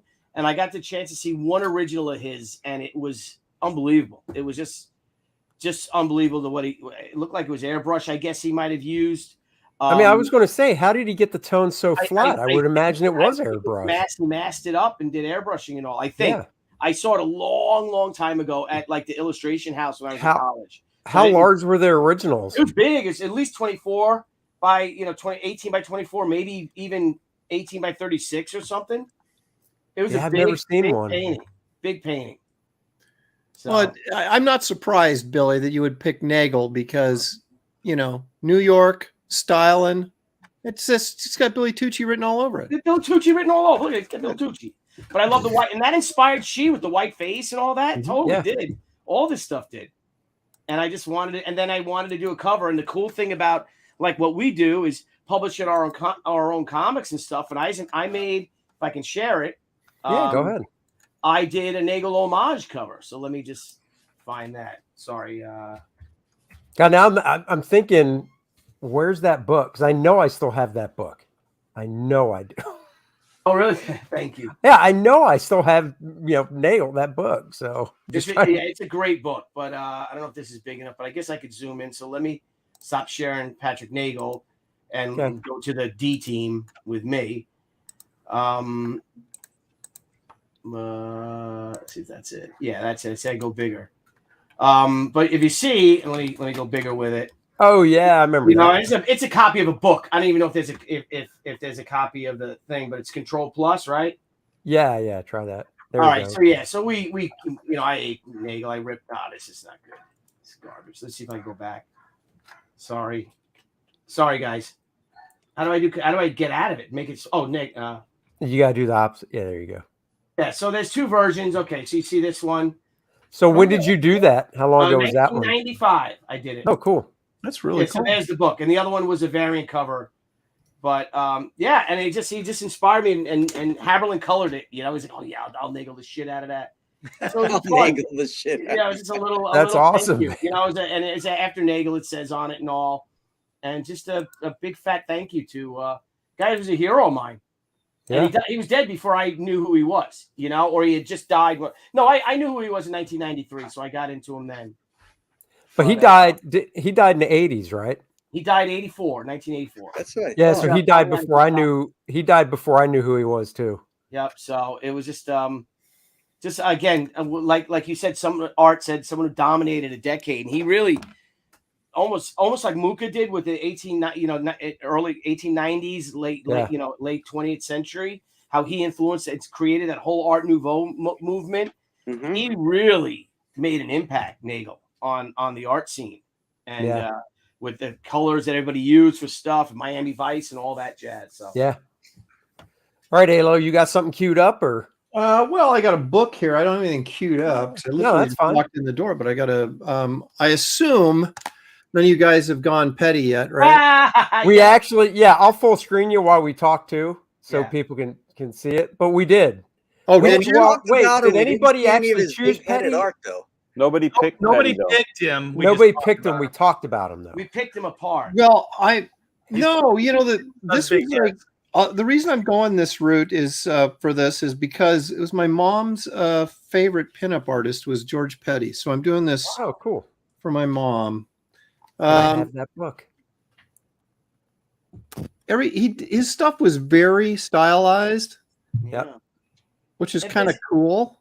If there's anything that you maybe weren't a big if there's anything that you think that may not anything you see any flaws in his art? Yeah. Like but what? That's kind of not the point. I think he's a little too stylized for me. I'm not always in love with his faces, but sometimes I am. They're very cute. But any they're not proportional things that bother you. Yeah, anything proportional like that might be a little bit like maybe sizes of things. Yeah. How do you feel about the size of certain attributes, or let's say, or are you saying the boobs aren't big enough, or are they too big? I mean, no, we're saying none of his models are over 4 feet high. Yeah. No, his heads are large. That is true. And hey, Malin's in the house. What's up, John? Where's her neck? What's up, John? Again, I could never do this, so who the hell am I? I think Petty was important because he's you talk about defining an era. I mean, there's a good example of a chick with her head way too big. Look at those boobs. They're pointing straight up. But there's something cartoonish and stylized about what he did that's sort of Aaron, real quick, I'm going to pull you from the full screen. I want you to see in that book. I'm pretty sure it's in that book. If you can find this one. What? Except she had a phone in her hand. That's that Chris Pacello cover I was talking about. So he used a Petty girl, Petty illustration. Did he credit Petty at the Petty? Doesn't look it. No. Does she have another arm? I only see one arm. Oh, it's her elbow coming straight forward. That's her elbow. She's doing this, but I think that's the arm. One hand had a phone in it, if I remember correctly. That is a horrible foreshortening. Right. That's really bad. It looks like I can't tell what's going on there. I love the rendering of her costume. Far be it for me to criticize Chris Pacello, but it's not working for me too well. So how's that head size, Billy? That's a Petty head. It's a Petty heady. No, but so Petty. to me, Petty was sort of. This isn't the piece yet. I haven't found it yet. But look at this one with the chick on the. I don't know. Right. I kind of like that with just the one leg sticking. That's I mean, Vargas, isn't it? That's a little Vargas-y, yeah. yeah, It it's is very Vargas. Is that Vargas? That's It's Vargas. Vargas, Andy. Or, no, it isn't. It's Petty. Oh, okay. What was that? Oh, Petty was that right Vargas? Well, he did inspire Alberto Vargas. He was a big influence on Vargas. Well, yeah, because Petty was back in the 20s, wasn't he? 20s Yeah. and 30s. He was And the Vargas didn't come pioneer. around until after that. But yeah, I mean, look at how thick this girl in the bunny suit. Look how thick her ankles are.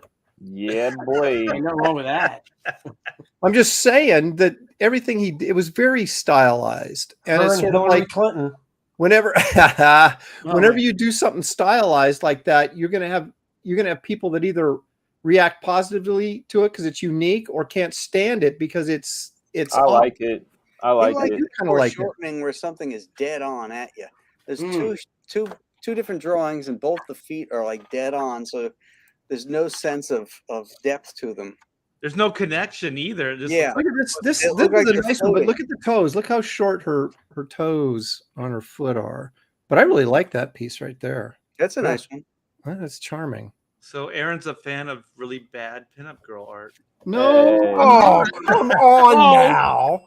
I wouldn't have, honestly. Oh, Petty is not in my top list of pinup guys. No, But no, no. I I'm just figured- kidding. I think it's great stuff, man. I figured you guys probably had not done Petty, so that's why I jumped in with it. Look at John in the chat. He spelled it P-E-D-I. Petty. Oh, see, now we don't Petty, need any Petty. of that. Oh, I see what he's doing. Is that petty? That was That's petty of funny. me. I'm sorry, Aaron. Crumb ankles. Petty of me. Yeah, but look at that. That looks like a Vargas piece too, doesn't it? Yeah, it does. Oh, yeah. Yeah. So this guy came out before Vargas, so then Yes. this would be kind of the birth of that Yes. Yes. that style. Yeah, because a lot of these guys, they ended up using airbrush because it was a much quicker was- way to.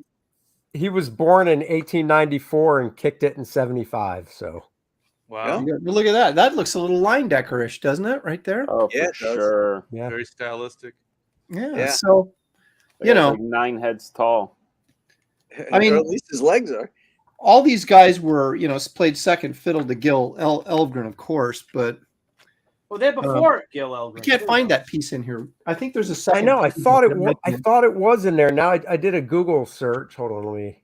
There's one with a gray cover, a Petty book that it may be in. I've only got the one. I don't have both of them. I thought I had both of them, but apparently I don't. Yeah, I'm looking just for the heck of it, real quick. Because How many times have you guys gone around? Just twice. You can go again if you want to catch up. Well, I've got one, but I got to grab the book. So you guys entertain the folks for a minute while I grab this book. All right, I'm just looking Andy, through. did you do your second? Oh wait, is this yeah, it's the second go around. Yeah, I'll do my Yeah. second, then I'll go back to Aaron. Yeah, yeah. So I tell you, it's funny because we were talking about you brought up Yeagle, so that actually kind of like Billy changed course. I'm taking a different course with one of my favorite Playboy cartoonists. Let me pop up one of the cartoons here. Doug Sneed. Oh, yeah, dude. Sneed. Yeah. Oh, yeah. Man, it's it looks like watercolor or dyes, and I just love. And they did put a book out on his that I have. I just love this guy's art. I mean, it's playful, it's caricaturized, but you almost could cover up you can almost draw the face a little more realistic, and it would fit easily into like comics, like modern comic books. The way he draws men looks like a Milt Call, like the way Yeah, Milt very Call. Disney. Yeah, very Yeah. Disney. Yeah. So he's somebody that when I found those Playboys in that brown paper bag in the woods after the nice pictures, I was like, well, there's art in these things. Now I have a reason. Yeah, no, there's my excuse for owning all these. That's right. hilarious. There's Southern article? Cecil. That's right. I don't buy it for the articles. I buy it for the art. Let's see what else we got here. There's just so much good stuff, and the jokes are generally always funny. So, It's oh generous. wait, 19. Oh, that's too small to look at. I mean, that's a rough, which is just cool to look at. Which I've seen some of these roughs for sale at San Diego before. There's the book. How much? Oh, look at that. Let's see. Let's click on this and see what it goes for. Dark Horse made that? Oh yeah. Doesn't show. I don't remember ever seeing that. No, what you said you saw some of the originals. You remember what kind of price range they were in? Man, no, I don't, unfortunately. Well, don't bring it up then. Jeez, man. Oh man. Aaron can't own it. He doesn't want to know. Tough room tonight. It's just like I know, tough room. Oh wait, here we go. Here's Amazon. So wait, I'm gonna look on Amazon now. Oh, I didn't mean to do full screen. There we go.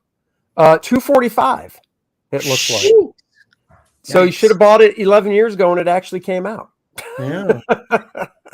Oh, look at that! It actually came out on my brother's birthday. Isn't that nice? So, well, the great thing about that Sneed stuff is the girls' faces are so attractive, and that's really the key to a successful female drawing is the face. Regardless. Now here's one that's only $15, but I have flipped through this one. I think this one is all sketches. It looks like rough. Yeah. Yeah, I think it's all his roughs. I love roughs, and unfortunately, man. you can't see the inside of it except for. Well, based on the cover, yeah, it looks like rough. Oh, this is Dark Horse as well. Look at that. But it's $15, so or 10 used. You could drive down there, Aaron.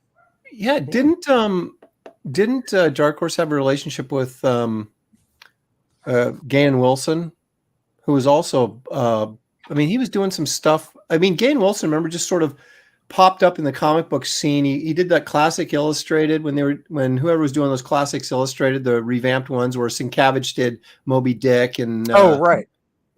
Gane Wilson did like an Edgar Allan Poe one or something like that, and then he did like some bizarre comic work just showed up all of a sudden because he was always a Playboy cartoonist, right? Or am I mistaken?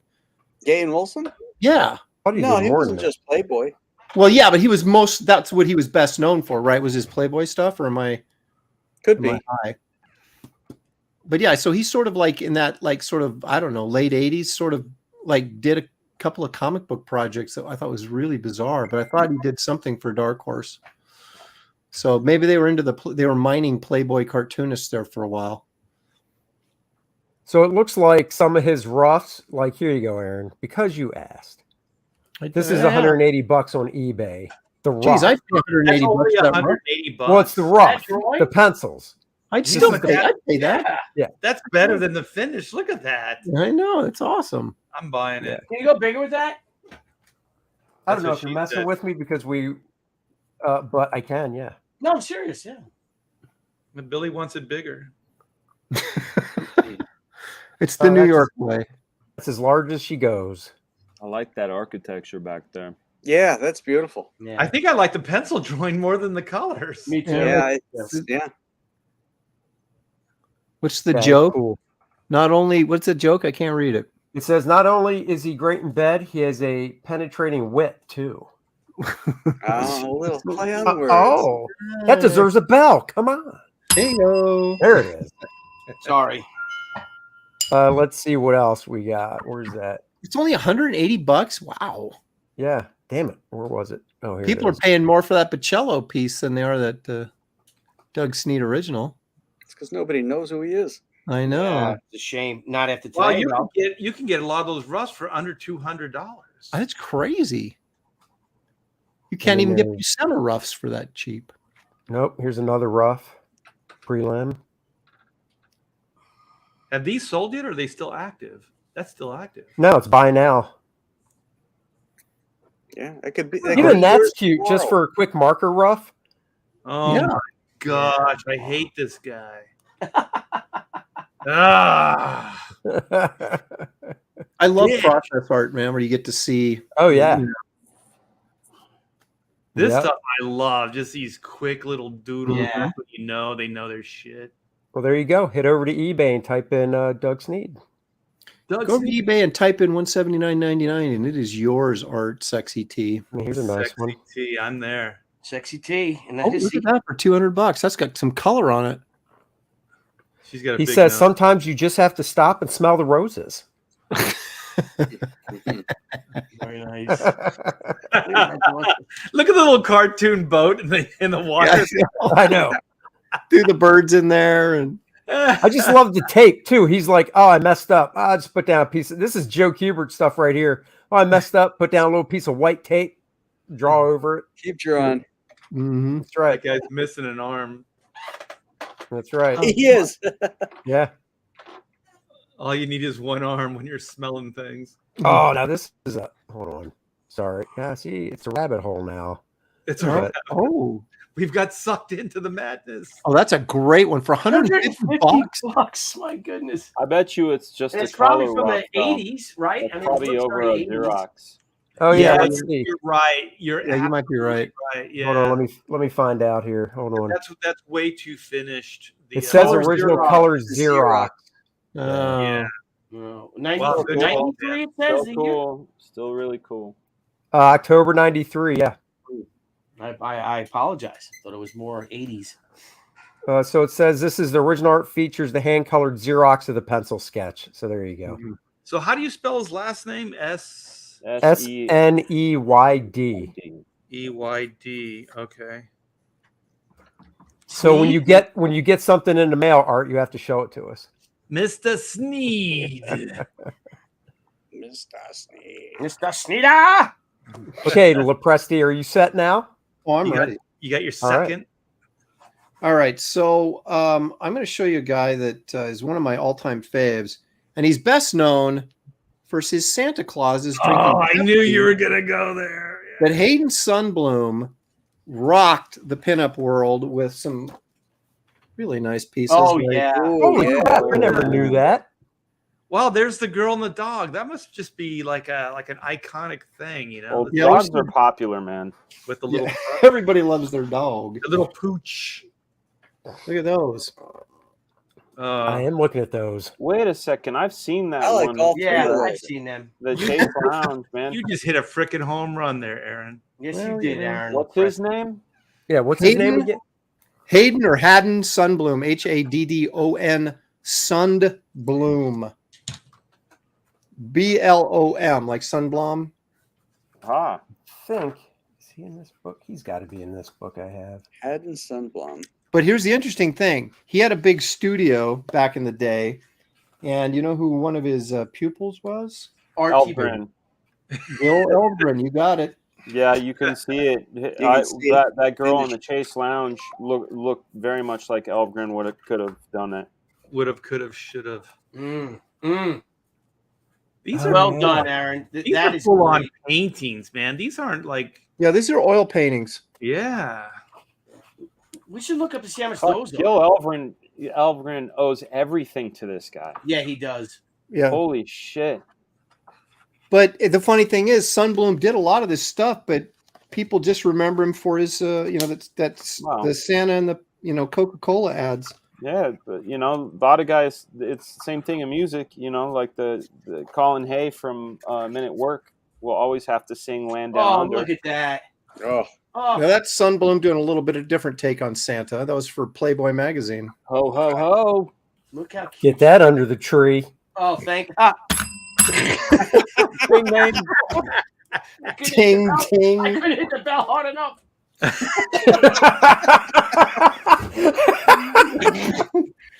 All right, take a Well, look at, hammer that bell. Show that take a again. look at these. Take a look at these, man. These aren't pinups, but just look at the That's Oh, yeah. beautiful work on the quality light. of their painting is just freaking awesome. That's the one of the girl looking up at the guy is very much like a Rockwell. I yeah, was going to say very much Yeah. like And the one on the right is very Rembrandt. Yeah, The lighting Yeah. and all. yeah. I can see that. Yeah, absolutely. Yeah. When was this? 19 what? 40s, mostly 30s and 40s. Because you couldn't pay anybody enough to do that kind of work. Look at that. No. Oh, by the way, Art, Doug Sneed apparently has original art for sale on his webpage. So I'm there. Thanks, citizen. thank you. Thank you, citizen. Thank you, citizen. Excellent. Stat Zero, Billy almost put that bell through his hand. He almost had to go back to the hospital. That's Great. the Tucci's Oh, the that's moment. great. Go back to the girl in the Santa hat. We don't want any of that wholesome crap. I'm just showing he's versatile. Oh, see, there you go, Billy. Yes, hit thank the you. buzzer. I can't. Look Keep how hammering cute he is, it. though, too. Keep hammering that buzzer. So this had to be. Hammer. This Yeah, had she to be in the looks more contemporary. 60s. Yeah, she looks more contemporary. No, he did this in Soft and 1972. Soft How and old is fluffy. this dude, man? Soft and fluffy. He was still doing that kind of work in 1972 because he was, I mean, he was like a 30s and 40s artist. So he was an old dude and he's still knocking it out of the park. Yeah, Well, so well, is Rockwell. yeah. The Well, brain paints, that's man. only 40 years, right? 30s to the 70s. The brain. Look at that paint. pencil drawing of the Santa with the Coke. That is great. His Isn't that awesome? line drawing is wonderful. And then you got the painting right down below it. Yeah, back then So- you needed to know how to draw dogs. Yeah. So, by the way, I went to Doug's website, and he actually has that original art for the piece I showed that has Conan O'Brien on the TV in the background, he does. and it can be yours for $14,000. Oh, Well, just- that's a little bit more expensive than the 150 we were looking at. Yeah, I'm out. I'm out too. And I'm out. Well, it is funny because there is Unless that. somebody wants to, somebody wants to pledge on. A super chat for Yeah, somebody wants to. Yeah, That's right. Well, they got that. Black Flag is now in demand on Indiegogo, guys. I don't know how often you guys go to San Diego, but there's just down from my booth, probably 3 rows probably. They have this little, it's not heritage, but they have an auction house there that has a bunch of this old illustration stuff in it. And they have a few, like they had some Elfgren prelims and things like that. They were, $4,000 or $5,000 range. Too much for me, but not for, someone that's really into that Dude, stuff. they had a line decker prelim that was no bigger than 8.5 by 11. And it was just the price on that. It was like of a coat and wrinkles and then part of a dude's face. I know the booth you're talking about. I look at it every year. Yeah, I know. I was thinking of you because you always walk that aisle. Yep. When you're in San Diego, so you would pass it all the time. Hey, Those Yeah. are the aisles. That's Right. where I spend all my time. Is that part of the San Diego Comic Con? 'Cause That's where all the original artwork. That's where the Eng. What is it? The bookstore. Stuart Yang. Stuart. Books are and all that good stuff. And But that's always where I hit the last, like the day I'm going to leave because I just buy all those books. Yep. And then I'm lugging around probably 100 pounds worth of junk. Well, if you want to, if you want to go to those auction houses like the booth we were talking about and make them feel cheaper, you go and look at Albert Moy's prices on his original art. Then you go to there, and the original art prices seem cheaper now. In comparison. That's right. Well, Aaron, I'm looking forward to. I will walk that aisle with you this year. Do it, man. San Christopher, Diego Comic Con would do really well if they had like lockers. Yes, Yes. You know what? Okay, I'm glad you said that.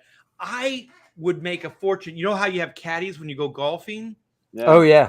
Hire caddies to follow you around the con and you just throw stuff to them and they just carry it around in a big old But then you would have to beat them to keep up. It's That's hard enough right. to move around. Well, you pay for them to get in, so they get into the show for free. They just got to carry your shit. Yeah. Oh, that'd be Right. great. You could go up to a dealer and you say, "Oh, Caddy, do I have an FF55?" And he's like, Let me look.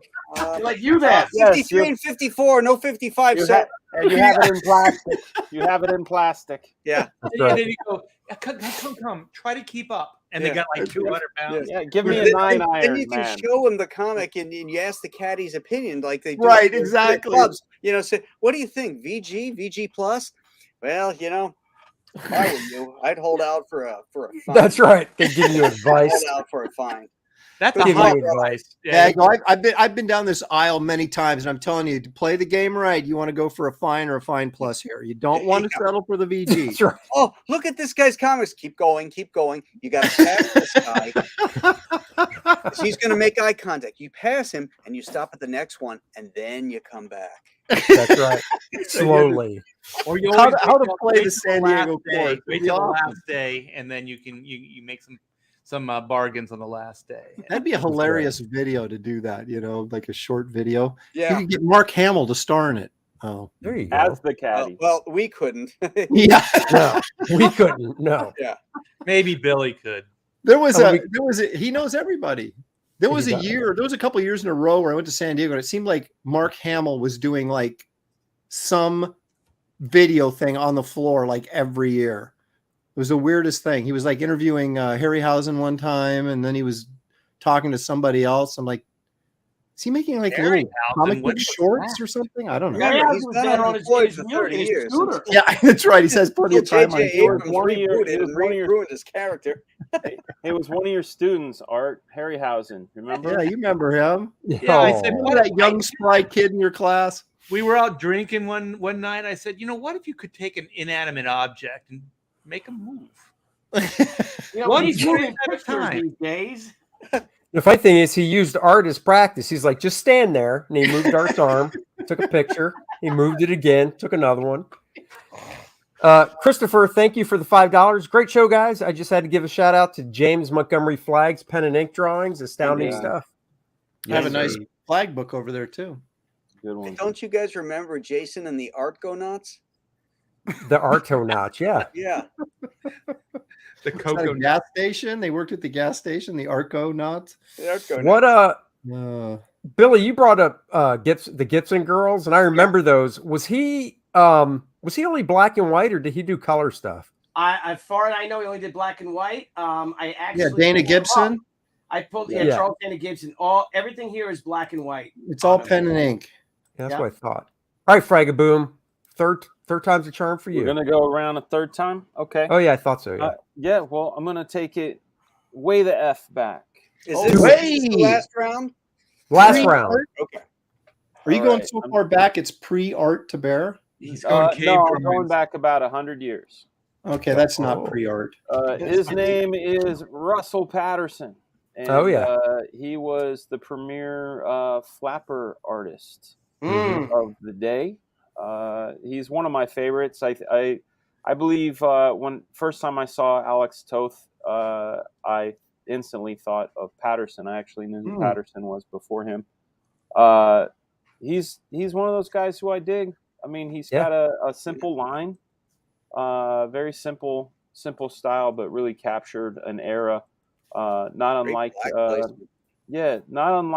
someone like Nagel. It's like this guy was the Nagel of the 20s.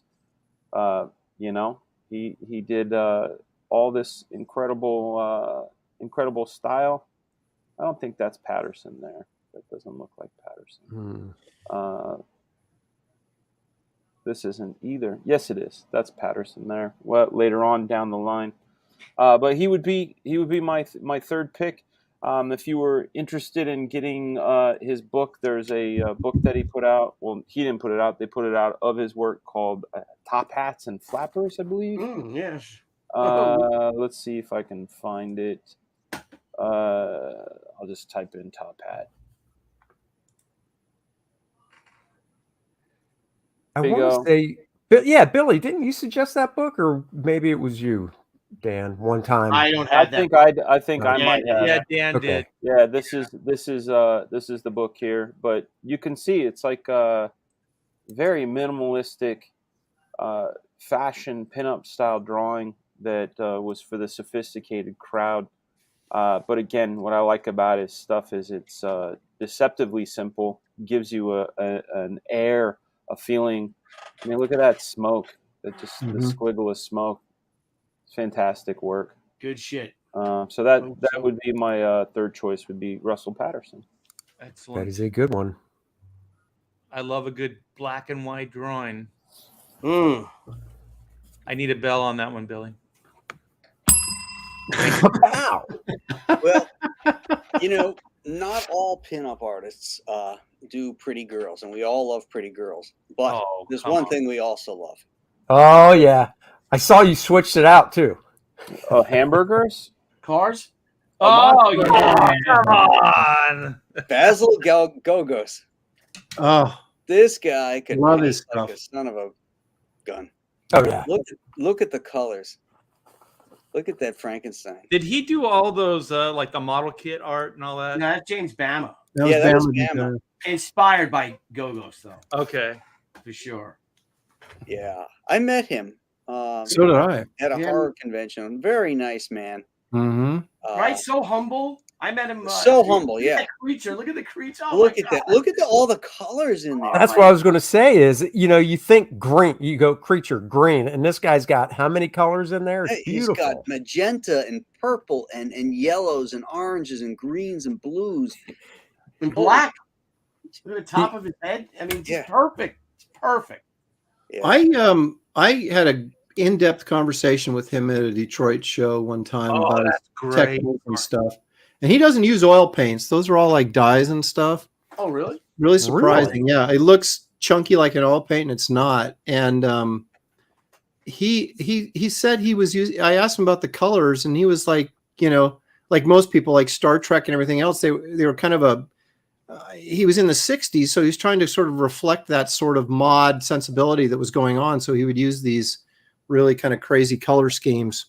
Well, I have to ask you, okay, dyes, like what kind of dyes would allow you to do this? Like dyes are usually like they're very like liquidy, like water, right? This looks very opaque. Yeah, this looks very thick. I know it's the most remarkable thing I'd ever seen because I thought they were oil paints. And he's like, no.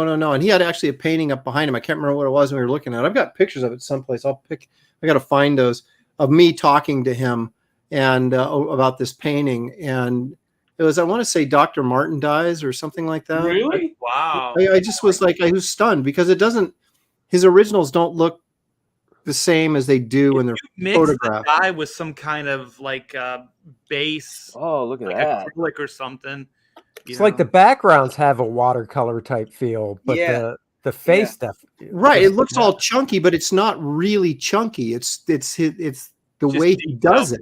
Yeah. It's just weird, but it's so cool. I can see the dye just in the vibrance of the color. Right. Because usually, like if you said, Doc Martens or Dr. Martens, watercolor dyes, those things are really vibrant.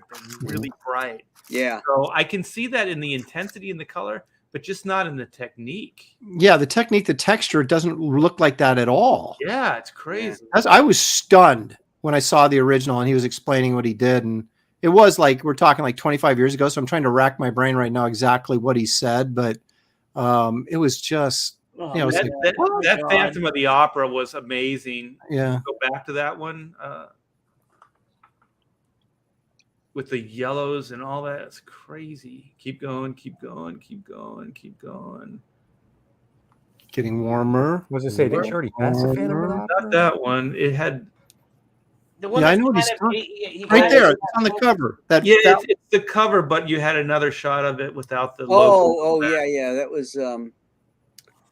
Let me see if we pull it up. That thing was fantastic. Yeah.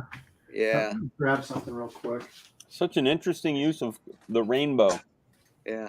Yeah, it's like the other one that I did change it from, because we're talking about texture, is my favorite painting of all time. This is gorgeous. a masterpiece. I don't know if you guys have ever seen this painting. I have super thick. That all that moss back there is modeling clay, and it's built up. And then he takes the oil paint and he thins it out with turpentine and lays it in like almost like a watercolor, like a stain. Yeah. And then he builds it up. So all that white highlight stuff there, that's lighting that's hitting this 3D object, and it gives it this pop. And then he blurs it back in here, behind her, but up where that arm is, where that right here where this panther is, all this stuff has got to be an 1/8 to a 1/4 inch thick. Yeah. So wait, that lighting effect across her chest there, that's an actual light source. That's not painted like that. No, that is painted there. I'm talking about the moss. Oh, the background stuff. Oh, yeah, okay. the moss. The moss is the modeling clay. This is his oil painting. I love this. So then this is multimedia, even into the photography of the painting. Yeah, I mean that's why it has that 3-dimensional look to it, because it is sticking out a little bit. Yeah, you got to be good at your art form to take a picture of something like that and have it pay off. And the balls of putting that light source right there. I know. I mean, it's just, this guy was like, alpha. Oh yeah. You don't like it? Screw you. Totally alpha. I'm Mhm. putting my light source where I want to look. That's right. And, then he has a little bit here, and then he has a little bit here by the thigh with a little bit of hair showing there. I mean, the guy Isn't was this like just- version 6 too? Like, this thing, you can see there's like a whole progression. yeah. This is the last and final version, and to me, it's superior. The first version, she's blonde. There's all kinds more light happening in the piece. Yes. She's not as thick. Yeah. This is a winner. This is hands yeah. down my favorite Frazetta painting. Hands Yeah. down. I read it was his favorite. Well, he's got. There you good go, taste. Dan. There you go.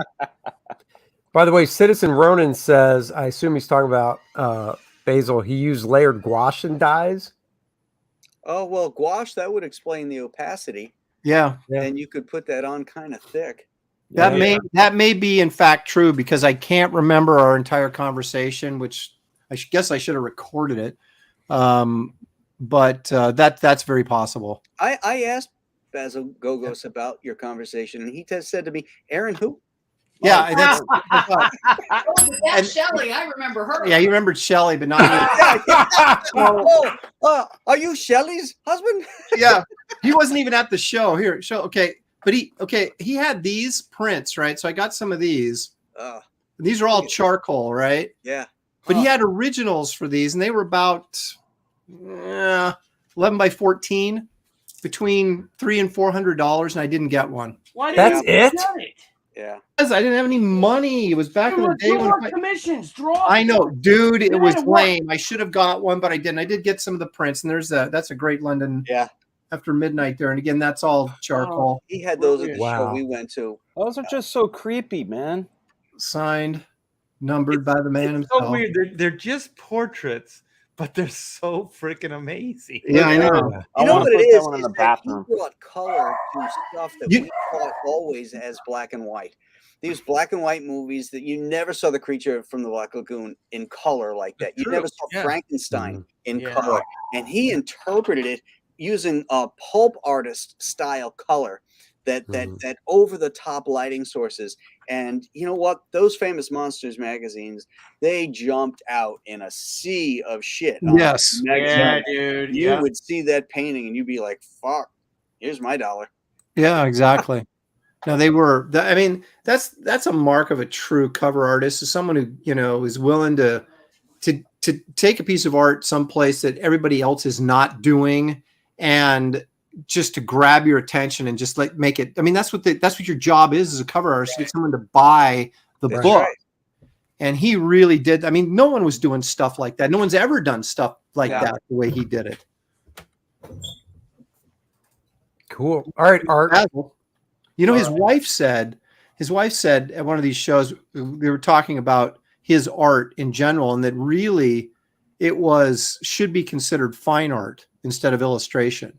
And I can see that in the same way that you could argue that Frazetta's stuff should be fine art instead of just 100%. illustration, 100. because of what he was doing with the pieces and his technique, and how, like the use of the color and stuff like that was very impressionistic and stuff. It was not meant to be like a Norman Rockwell or something like that. It was something different. And so I can see how you could appreciate that as being fine art, even though it still is very much illustration at the same time. Well, shit, if they accept Liechtenstein as Oh, fine art, Yeah. I mean, then Basil Gogos and certainly Frank Frazetta, Mm-hmm. you have to be in there.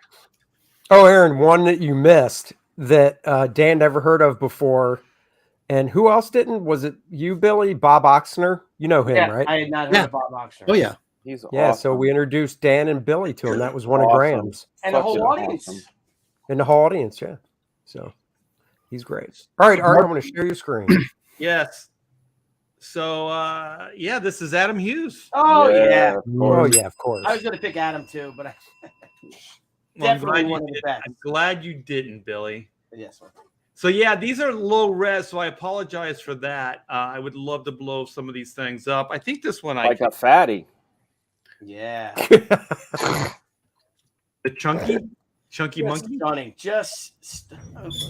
Well, and the technique he uses these days, where he does these beautiful gray tone Copic illustration, then scans them in, and then and tints over the color and or adjusts them and stuff. Right, to get it's an amazing technique. Yeah. It looks really, I mean, you can still get that sort of, you still get the color because he goes in and adjusts the values to turn them into colors, but you still get sort of that sort of rough painterly feel to it because it still has that marker quality to it, Interesting. Yep. And Yeah, you can see all the marker rendering, because that's exactly, there's a Imagine FX issue of Imagine FX where he takes you through his process. And it's just amazing. He uses he does more than just this, but he uses like variations. He'll select like the skin tone. He'll do a little bit of blur to it so that the marker isn't as sharp in the fade if it was. And then after that, he'll go into variations and add a little red or add a little, whatever for the color sense he's going for. But there's Prismacolor here too, right? There's color pencil, and then there is painting over the marker. I don't know if he uses pencil. He may for the outline there. That could be acrylic too with brush.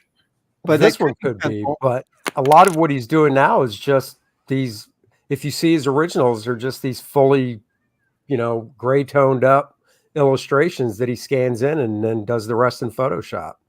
So then those are penciled lines and he just colorizes them, like her hair and all that? Yes. Yeah. Yep. Okay, so it is. No. That line right there, that's a brown marker. That's like it could be a warm gray. It's okay. Thin line that he's using. But then so it's all gray, and then he scans it into like Photoshop or whatever he uses, and then turns these colors or these grays into color. And he colors with a mouse, guys. He doesn't even you colorize it. Yeah, still uses a mouse. Yeah, and he doesn't use a stylus. He uses a mouse. Right. That's crazy. And I assume because there's a technique you can go into Photoshop and like take a black and white photograph and colorize it, right? Yeah. And I assume that's what he's doing here, but I don't know specifically his exact technique. He might be using overlay. Could be. You can load it as a selection. There's different ways. I mean, that's the great thing about Photoshop is there's like a million ways to skin a cat. Yep. But it definitely looks like classic. Like he's studying all those people that we were talking about. Oh, like, yeah. Like this is classic illustration. If you pull out, you see Muka, but pull out, you got the Coles Phillips, with the color that goes through with the white. If you see the legs, if you go back to the last one. Color on this. Yeah. Jeez, dude. Oh, he's so great. And he's a heck of a friggin' guy, too. He's a wonderful guy. Yeah, these now, are. This is before, I believe that's before he was doing the Copic stuff. Yes. Yeah. Yeah, this looks all digital, the color and stuff. Yeah. But it's fantastic. I mean, because he does work in different styles too. Like this one. Yep. Look at that face. Jeez. Yeah. That's a great thing. His faces are so good. Yeah. Again, that's what really sells it. If you have anybody can draw, a chick with big hooters, but if you can't put a nice face on her that really draws you in, it's going to fail. And he does such a nice job on their faces. It's really frustrating to look at. Yeah, you first look here and then you go down there. Seriously, the eyes and the face always draw you in, right? Yeah. Oh yeah. But that's not to say that his figure drawing is anything slouchy. No, not. They're amazing.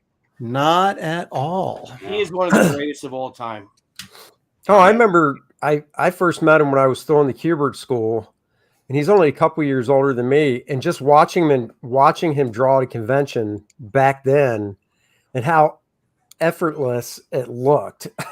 Dude, it was a Hawkman, Hawkgirl sketch. I can like vividly remember it, and just watching him put the pencil lines down and stuff for this con sketch. It was just amazing. Yeah, it's really frustrating to watch someone work like that. You're just going, geez, man, seriously. Just know, Aaron, there's somebody who watches you draw and feels the same way. Yeah, that's true. Oh, geez, grass is greener. True. Yeah, but Art, his kids have to say that to him. Oh my God! Ring the bell. I got lit up on that one. That's what happens, Aaron, when you show up late. You get. I know. The Colonel approves. I couldn't help it. It was there. All right, teen sensation. It don't matter. I mean, you did Frazetta. You did Adam Hughes. I mean, I can go back to another older guy who was very influential, but I don't care. I'm Basil Gogos, man. He's hit with the trifecta of stars, and I'll find Beauty and the another. Blue, right? I'll share this obscure guy. I'll share him. We won't be long on it, but an amazing illustrator.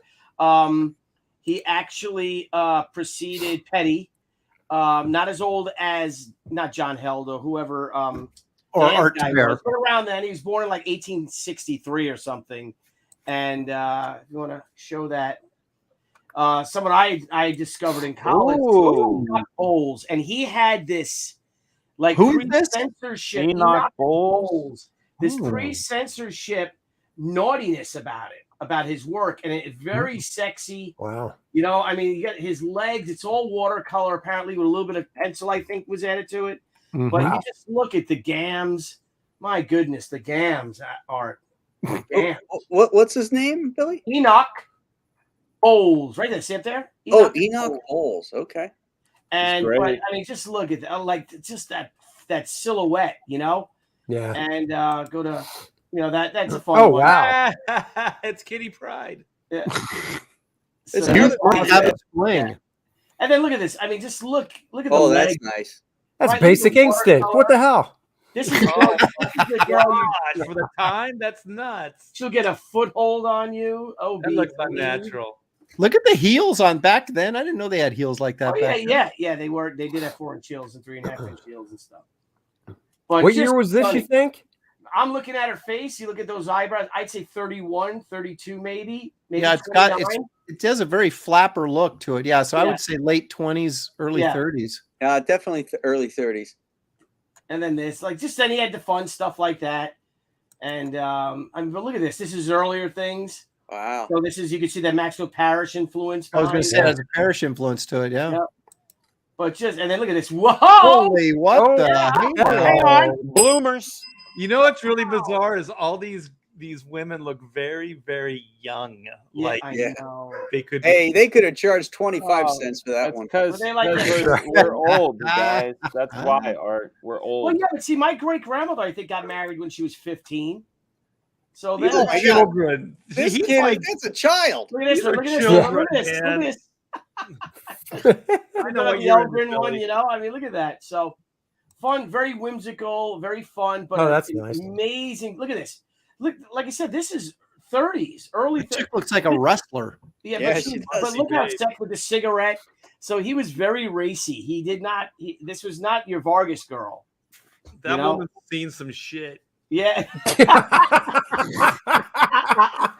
she hopped a hobo tramp steamer to get but like you said, yeah, the girls do look young looking at it. Yeah, that's poison ivy. Look at this, boys. Holy smokes. Look at this Lord. boy. Spicy. It's spicy, all right. She's got a bow on and everything. She's ready to unwrap. Yeah, That extra 5 cents is unwrap worth that it. bow, RT Bear. Arr. Wrap it. With your teeth. I like the graphic nature of it too. Yeah.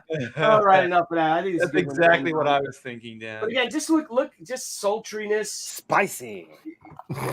That's good stuff. Good stuff. So, All right, I got to grab this nice from Captain Battleship, 1999. Thank you so much. As Ethan would say, that ain't cheap. Thank you so much. Listening to this later while at work, but in case he doesn't get mentioned, Dan DeCarlo's pinups are some of my personal favorite pinups. Some simple looking but enticing. That is true, actually. I didn't discover Dan doing that type of stuff till I was well into comics. Dan, the inker? Dan DeCarlo. No, he Archie guy, right? yeah. Yeah, you did an Archie Oh, shit okay. I know what you're for my talking about. birthday. That who was it got it for me? Oh, why am I blanking? Oh, I'm sorry. I'm totally blank. Ruth Morrison got it for me for my birthday. think it's my 30th birthday or 29th birthday. Yeah, 30th birthday or 29th or whatever. And it was she got Dandy DeCarlo to draw a she face. Oh, nice. Yeah, like a she for my birthday, a big nice face shot, and it's in one of my flat files somewhere. But And thank you for the $1.99. He's a monster. Just showed up too. Did Simon get love? Bianchi, or who's he talking about? I don't know. Because Because the only Simon I think of goes right to Bisley, and I can't imagine he's That's talking about. exactly where I went first. Yeah. With context. Oh, I was thinking Simon Le Bon from Duran Duran. Oh, No, cool. no, It's the reflex. notorious. All right, Aaron, it's your third time's a charm, baby. All right, share the screen. I think this guy's awesome. Come on, Oh, home run. you're actually making this Home run. easy for me. Bring the runners in. What?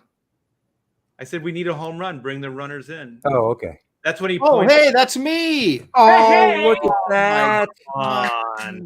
That Well, guy is you know, we good. tell him he gets a little bit of love when he's not here, and look at what he does. Aaron, we already did you though. Oh, all right. Well, I don't have anything else. No, I was just doing that as a joke because I didn't have anybody. That By is the very way, nice. White Queen is for sale right now on AaronLapresti.com. Well, that's No, what is- hey, that's all colored pencil, man. Because I could not do what Adam did with the like markers and stuff. So I said I got to find something else. So I've gone colored pencil, and I don't know a lot of people are doing that or not, but it gives being a penciler, it gives you that control, you know. Whereas, like a lot of guys use markers, and the colors are so vibrant and stuff. It's intimidating to kind of lay that much color down at once. So I like to build it up slowly, like using watercolors or in this case, colored pencils to get this White Queen. Aaron, that is beautiful. Can you That's zoom beautiful. in? If you That hit- really is a great piece. Just the Aaron- graphicness, the way you did it. I If don't you know hit, if I can. if you hit Control button, Control and the plus sign on your keyboard. Should Boys I and their toys. believe you? Yeah, You can do that. By the way, Zayd Comics, thank you not for the doing $10. anything. Hail the Bros, great show. Speaking of pinups, everyone, please check out CG Vacation. We have so many amazing pinups. Andy's and Graham's are in the trailer. Back now for a free Dale card. Yeah, and Zayd, pop the link in, brother. I believe I wrenched you up, so pop that in and go check that out. Yeah, it's going to be great. I think I'm going to have two pieces in there. One I'm working with somebody else, and Oh, then one I'm going to do with black and white. nice.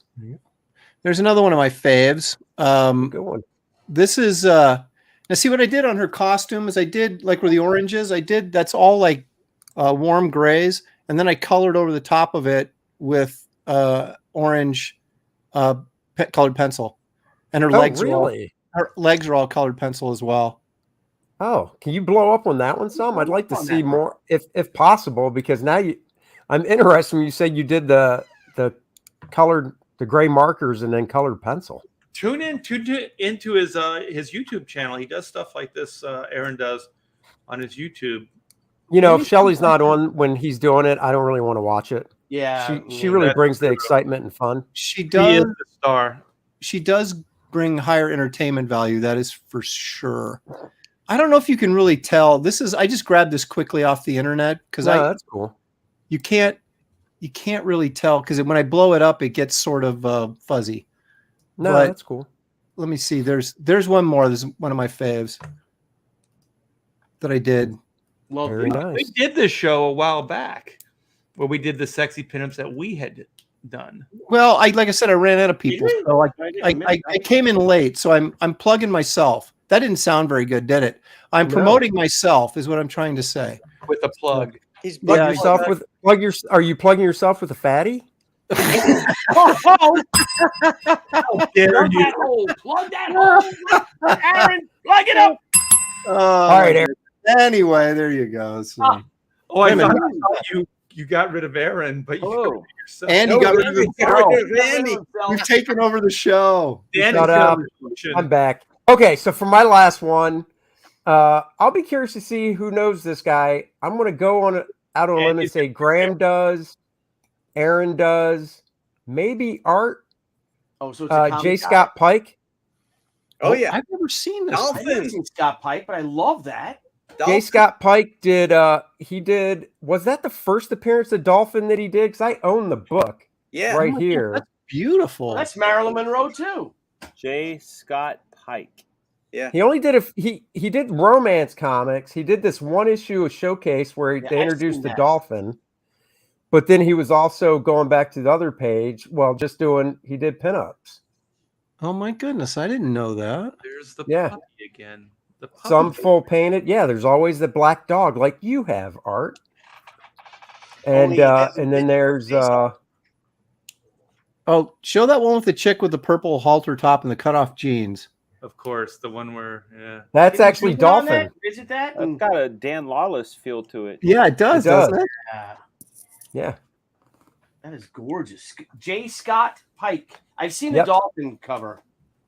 J. Scott. Yeah, he did a lot of romance comics in the 50s or 60s for sure. He would actually fit in with the bros. Look at him. Nice shorn head and a goatee. Well, there you go. So, Perfect. there you go. See, and he likes dogs. just what we need, another Baldy. Is he Mm. still alive? Well, he's dead now, so don't worry. Oh. He, you know. Are you saying that's what's in store for all of us hairless men here? Is that death is imminent? I think we're all over Actually, that. it's Yeah, Oh, I think it we're does all gonna happen to all die of at us. some point. So yeah, so I figured go out with a guy that did a little bit in comics and a little bit in old pinup. Oh, I Nice. love this one.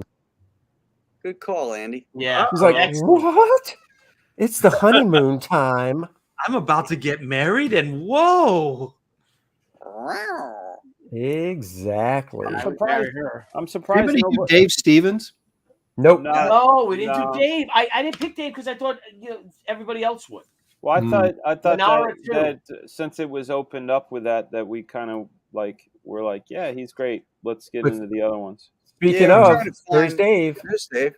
You know, I was surprised no one mentioned Will Elder from Fanny Annie. Oh my gosh, that stuff was great. Yeah, Yeah, actually, I didn't think of that either.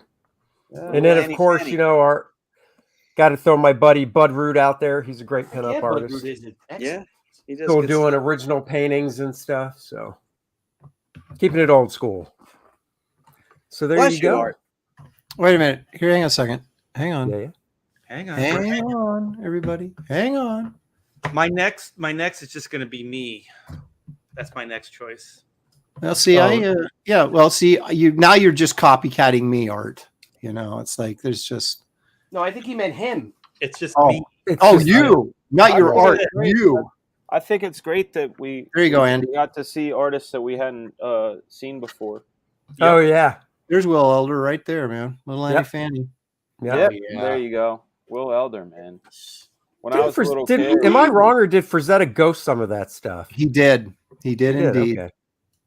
hell yeah. I was actually going to throw Frazetta in. Well, I guess it more would be Al Cap for Little Abner because the Yeah. women in that. Holy Mhm. crap! Yeah. All these women look insane. Look at those eyes. They do. Yeah. I love it. Hi, Charlie. Mr. Elder hasn't quite finished this sketch of me. He's working on my clothes now. I hope you don't mind. Just Oh, we're tan doing lines. pinup art. Anytime somebody's eyelid doesn't touch their pupils, that's Yeah. crazy. Oh, you mean like AOC? Yeah, exactly. Definitely AOC. He Oh, was a my model goodness. for a That's little. the first sign she's crazy. The second sign is when she opens her mouth. Yeah. Right.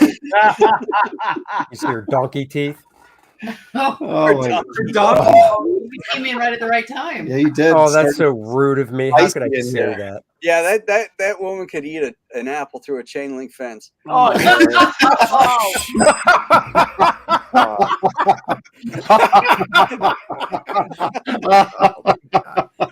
When she bobs for apples, she just comes up with all of them. It's like it's time to bob for apples. She's got 10 of them in her mouth. Somebody's got to meme that, man. Like have her like make donkey sounds. Oh my gosh, that's awesome. Oh, Awesome, I geez. tell you. Well, guys, we've been going for 2 hours, 2:20. 2.5 hours. Yeah, that's a lot. uh, Joe. Yeah, it's been broing for a while. Hey Thank guys, you. I'd like to say something. We're Yeah. going to end. Our Kickstarter ends at 8 p.m. on Yes. Thursday. So Debbie and I are going to go live around 6 o'clock. I'll send you guys a link, and I'd love for you guys to join us. And when the Kickstarter ends, it ends. It's closing. But we could talk about the benefits of doing dual platforms and just have a good time. Have a glass of wine, watch, and watch us close on the Sakura Kickstarter version. We're already over. We're almost at 73,000. Beautiful. Nice. Money on the table. That's And right. there's, Money on the table. Don't leave money on the table, man. there's the link for CG Vacation. Graham, I want to share your screen because you have it. This is the pinup that I did for the book. Oh, nice. How come the Shanu doesn't have like some undergarment on there, like a swimsuit? It's a little. He's letting it all hang out, man. Yeah, I guess so. The Good thing Kelsey- Well, he he's got doesn't that- have to worry about sunburn. Yeah, he's got the fur to cover it up, I guess. Right. Yeah, he's got all his naughty bits covered up. There That's you right. go. Originally, my Self-aware. original design was her chest was burst open, and her heart is missing because that's part of what the Shanu does. Yeah. And he was sitting there with all the blood on him, just chilling out, But we felt that was maybe a little too much. Maybe a bit too grotesque for a It's pinup. a Yeah. pinup book, not a horror book. Yeah. So, and then she's holding a Shanu brew too. Perfect. Oh, yeah, she is. That's cool. I Now I'm think just we trying should to all start find. cross promoting things like that. Like if in our new books, someone's at a bar, they order a beer, it's got to be a Shanu brew. Right? Let's Yeah. promote. You- Why not? You got Yeah. I don't know. You guys You make are up all in stuff. black and white. So there's a scene with the press, and so all 6 of us are in a shot in black and white. So once I ink it up, I'll show you guys. Yeah, Nice. yeah. Well, I can't Thank find you. mine. Oh, can I share this real quick? We're Yeah, gonna definitely. have- Hold on. This Friday on Pontificators, we're going to have the director of Oliver and Company on the show. Ooh. Sick. His name's George Scribner. Dude, that's he's cool. He's going to be in. He's going to hang out with us for 2 hours, and we're going to get to pick his brain. I mean, I love those Disney guys, Yeah. and Pedro Eng made it happen. So tune in Friday at 7. It's 8 Eastern. To the the Pontificators on my channel. You said Friday? Yeah, this Friday. Yeah, we can't do it Wednesday because of George's Okay. schedule, so we're going to do it Friday instead. Yeah. Cool. And Stat Zero wants to know if anybody mentioned Robert E. McGinnis. Yeah, We we talked did. about him. We didn't show anything, Something- but we something did talk about about it. walking Yeah. on water. Something about. Yeah. So, Fraggy, you got anything you want to pitch real quick? No, man. Just All right, well, based, hold on, everything- a second. Slow down. I do. I want Okay. to. I want to pitch positivity and goodness. There's not enough of it in the world. That's for sure. And appreciating what we have. I had another friend die today. Guy who did my tattoos back in Orange County. Young guy, younger than me. really? Yeah. Discovered he had cancer not a couple of months ago, and melanoma got him fast, and found out about it today. Not trying to bring anybody down. In fact, I'm trying to uplift you guys to realize that, we should just appreciate every single day that we've got and make the most of it. And I heard this rapper at the end of one of his songs. He had said something that was actually really profound. He said, his mom was saying that he was like her second chance, and he said he feels like he has a second chance every day. He feels like he lived a life of failure at some point and got to wake up and make all those wrongs right, and that's what the attitude he wakes up with every day is, to do his absolute best. So that's all I'm pimping today. Pimping did That that. works. Positivity. Yes. Yeah. And there's links just for the campaign stuff. There's links below in the. Oh, in the yeah, go get description Black for Flag. everybody. I'm drawing the most. Yeah, while you're at it, while you're being positive, go get Yeah, Black. there's so much gore in this thing. I'm drawing a lot of disgusting stuff lately. It's all positive gore, though. That's It's right. positively gory. Yeah. And we all have channels. And Aaron, as of now, is it safe to say next week you will pop in with yours for the bros? Yes. As of now, okay, cool. Yes. So next week on Aaron's channels, everybody please go subscribe to all our channels and back our books if you haven't. Thank you all for joining us tonight for this 2.5 hours. We sincerely appreciate it and are so glad that you allow us to do what we love doing. So thank you very much. And let me see what we could go out on. Well, there's always this. And then, this was a pinup show, and I actually meant to do this at the beginning, but now Aaron's here. So even though it says hello, it actually means goodbye.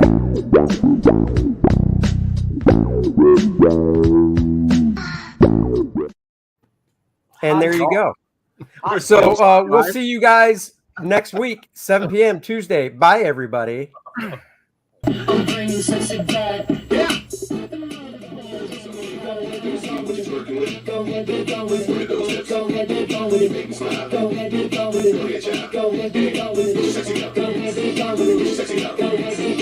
Sexy